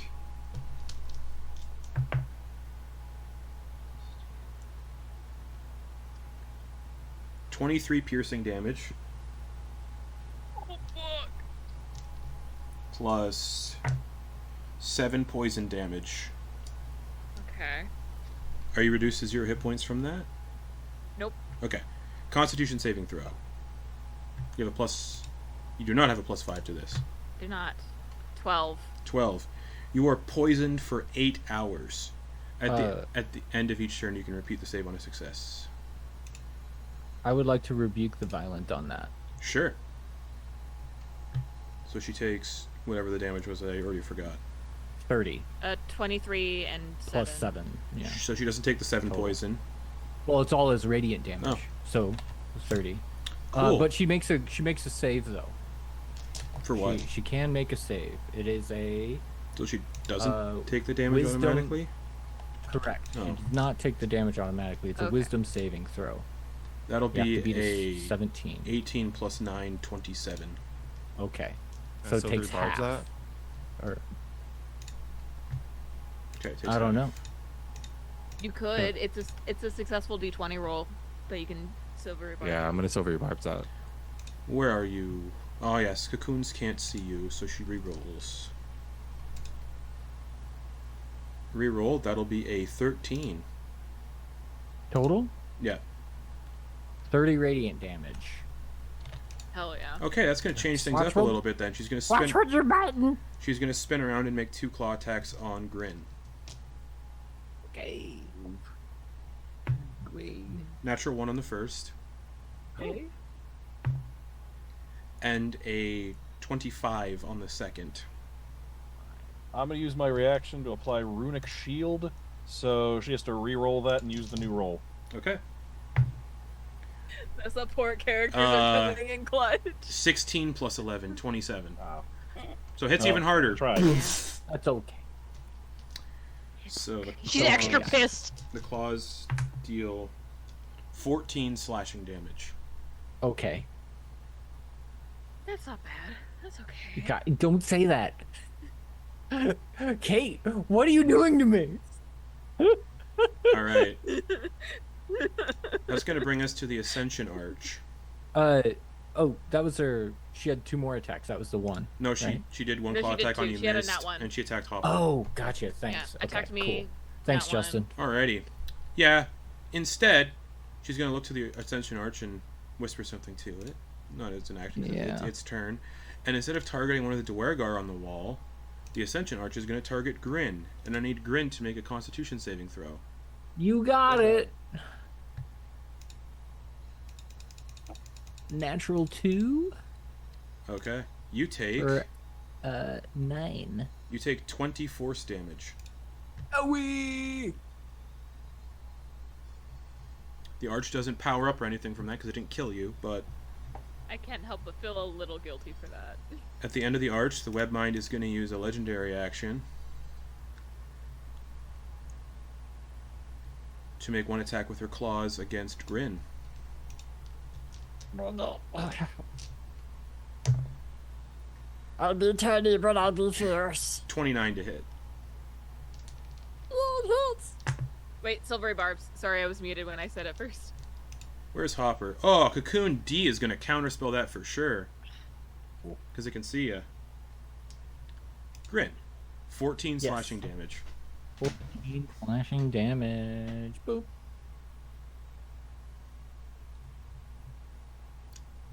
Alright. Choldrith B is... I forgot to delete off the map. Deleted. Choldrith D still concentrating on Bane. Is gonna get up to here and attack Hopper with its dagger.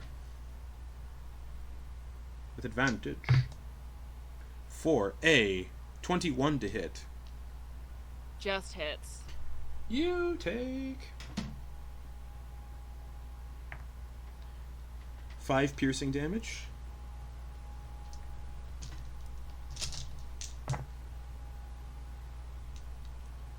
And 16 poison damage.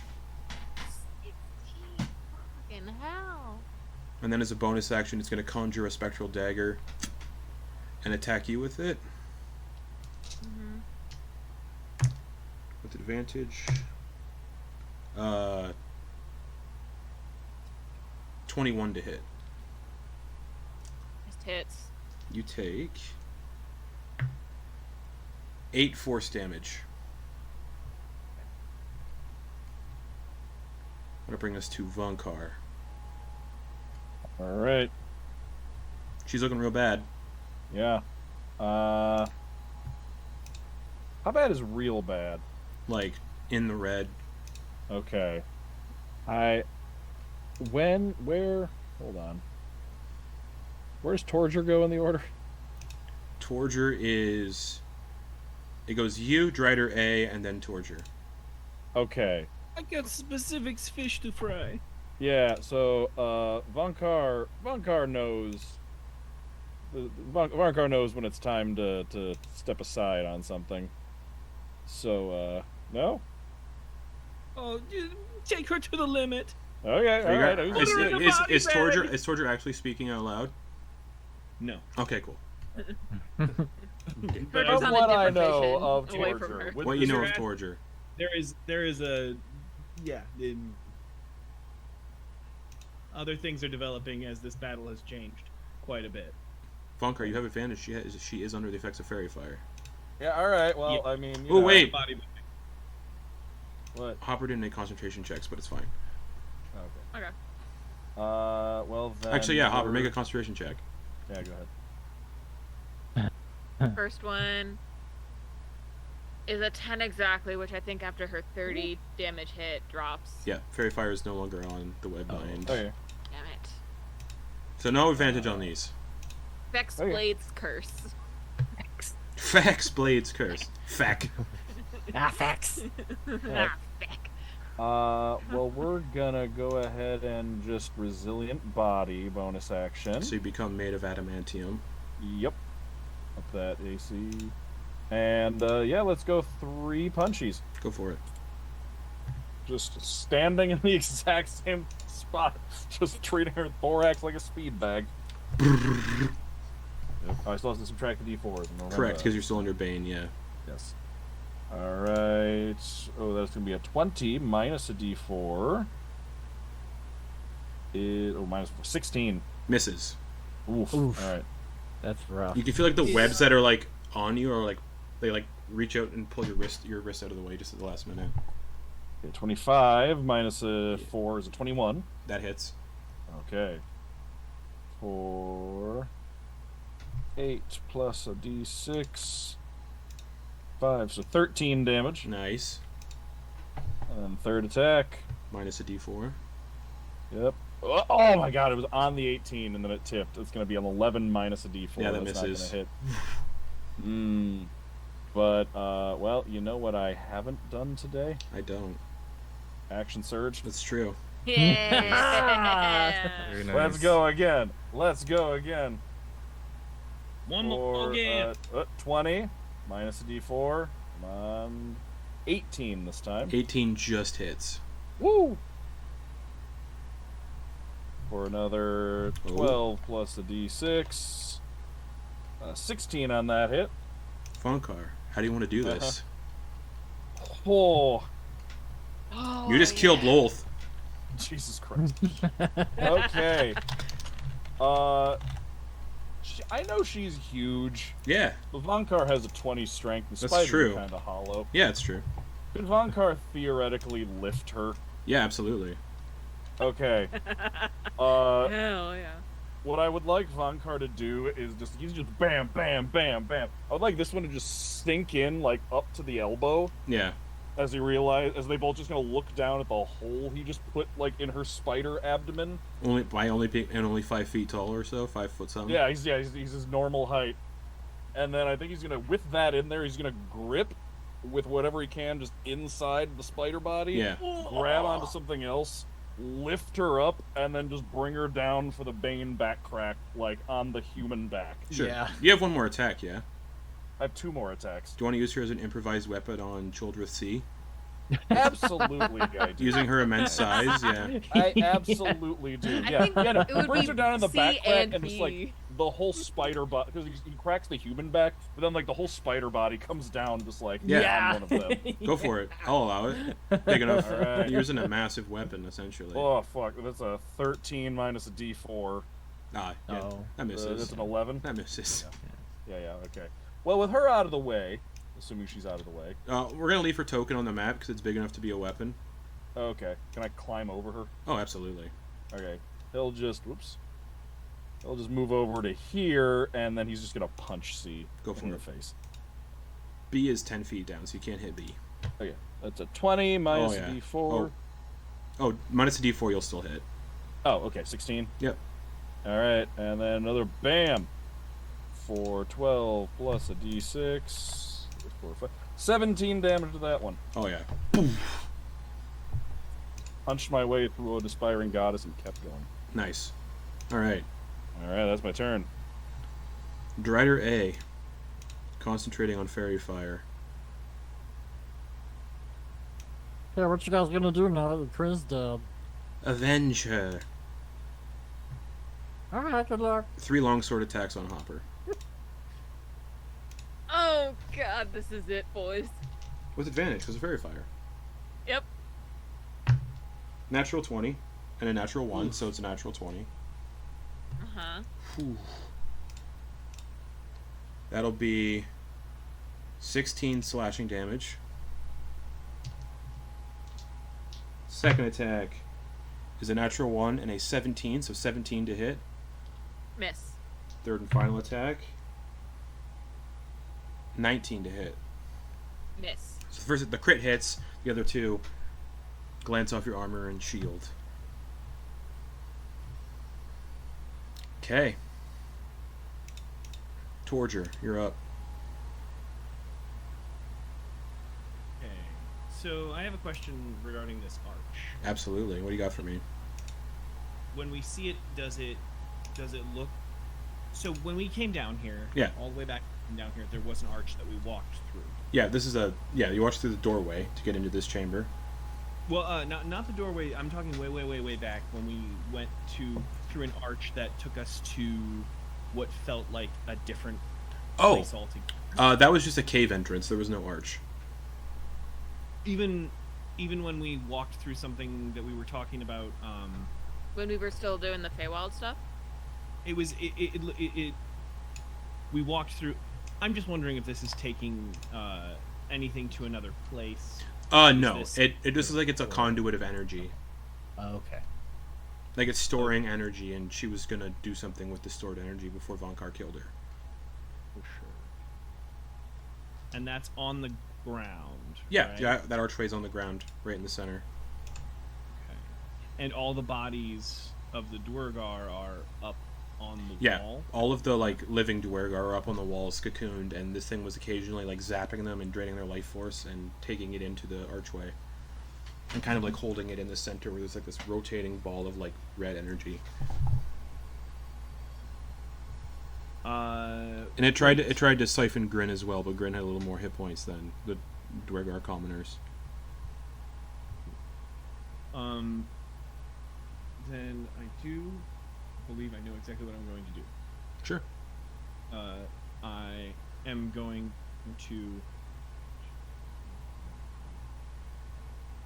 get right above it and cleanse it with flame. Okay, you're gonna use the acrid on it.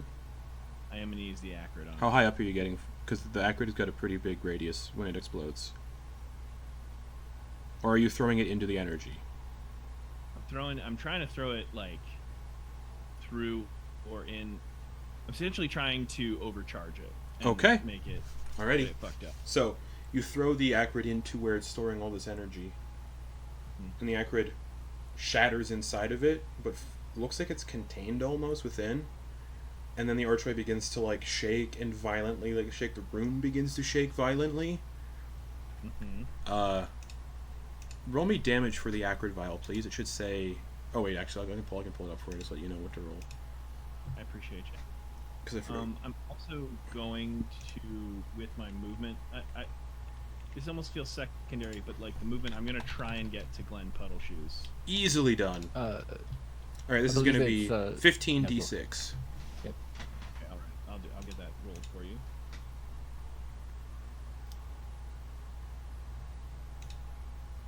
Okay, and this is for everyone.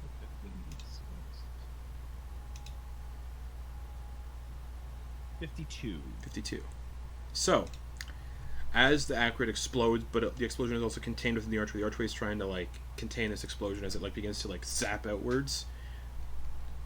The cool thing is, this archway was attuned to followers of the Webmind, and kind of connected them in a psychic conduit almost. So, this 52 damage is not only affecting those in the room and the archway that are loyal to her, but it is affecting all of her followers globe-wide that are still faithful in a severe psychic surge that's only targeting the ones who are seeking to sacrifice mortals to ascend kind of deal. So, the Ascension Arch is destroyed, and as it is destroyed, the blast of energy rockets upwards, and the ceiling begins to collapse and cave inwards. This is a massive energy being unleashed. 52 damage, you said, yeah? Yes, I did. Childreth D is basically vaporized in the blast that comes out of the archway.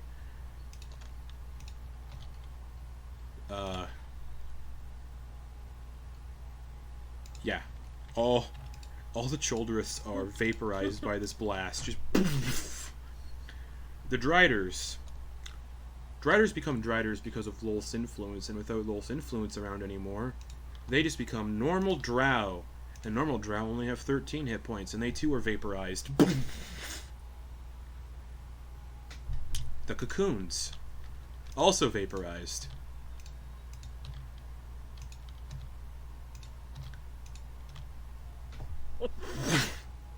I'm also... Torger, you just rivaled Antier's kill count, essentially. with this How many because it's loyal her followers did she have? millions. Religions have millions of people devoted Yeah, to them. dude.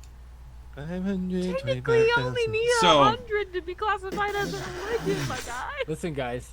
Torger destroyed an idea. The ceiling begins to collapse. Torger, you're in the process of rescuing Glen Puddleshoes. The other Duergar, like, their webs are loosening, and they begin, like, clambering down the walls as the ceiling begins to destabilize and collapse. I need everybody in this chamber to make dexterity saving throws. Whoop. As the ceiling comes crashing down. Vonkar, get over here! That one. I tried to make it to Vonkar. No. It wouldn't help. Uh, Oh no. I'm not close enough to Grin. do I have time for an action? No, at this any is point? this is part of the No? initiative. Okay. Alright. Good. I have a reaction. This all happens on Torger's turn, yeah. Cool. Thank you. Oh, then I couldn't. I already used my reaction this round. Shit. Alright. Medeis, what'd you get? Dirty 20. Dirty 20. You take half damage then. You take 34 bludgeoning damage. Okay. My arcane ward goes down from 16 to 34 minus 16 is something 20. Regardless, 8. you're still up. Okay, Yep. cool. Hopper, what'd you get? 13. 60, Which is the amount of hit points I have left. 67 bludgeoning damage. Oof. I'm unconscious. Grin. Oh dear. It was a dex save, right? Yep. I believe I got. What was it? Shoot. 22. 22. You take 34 bludgeoning damage. 34? Yeah. 34 is the half. That's my exact hit points. Grin and Oh, Hopper are both unconscious. Vonkar. Guys, prioritize me first. You got stuff. I got a 2. 67 bludgeoning damage. Bludgeoning damage though, right? Hill rune, cut in half. Alright, God. 34. Oh, thank God. Because what was it, 68? 67. 67. 67? That's how many hit points I have, but I have 6 temp HP, so it would have still been up. That is wild. Shit. That in people's exact hit points as many times in a row. I do have also a health potion on me too. I also had a health. Well, we'll potion. see what happens next session when you're all buried under rubble. Yeah.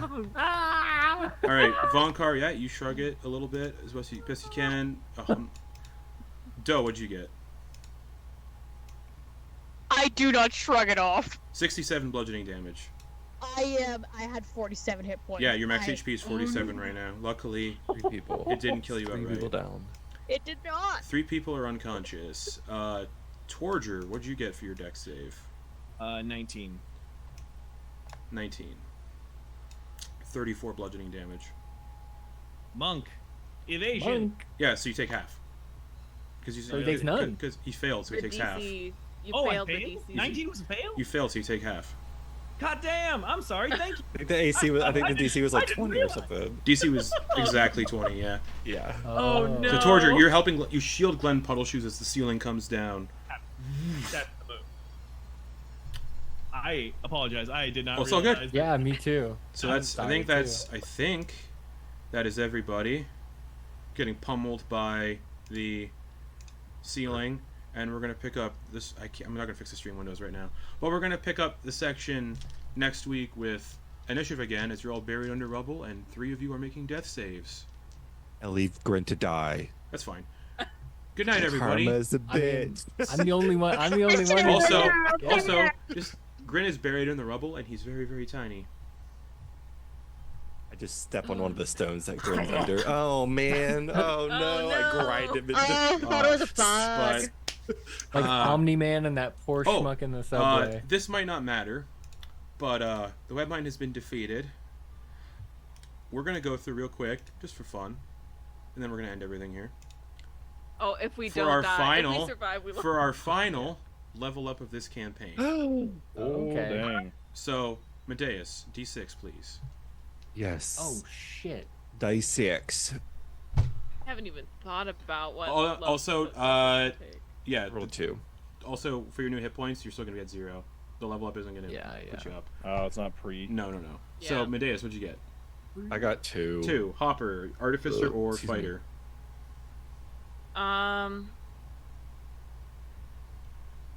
If I take Fighter, I get another feat, but if I get Artificer, I get another. I have too many reaction things. I'm gonna go Fighter. All right, D10.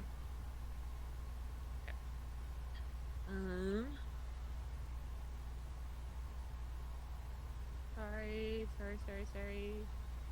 Had to decide what class I needed. 7. Cool. Grin, Paladin or Warlock? I do not know yet. I might have the answer in Perfect. just a little bit. Perfect. All right, Medeis or Hopper, Grin, whoever else got dropped to 0. Doe, you're all at 0 hit points for this level up. Vonkar, D10. All right. Woo! 8. Perfect. Doe, D8. 7. 7. Torger, D8.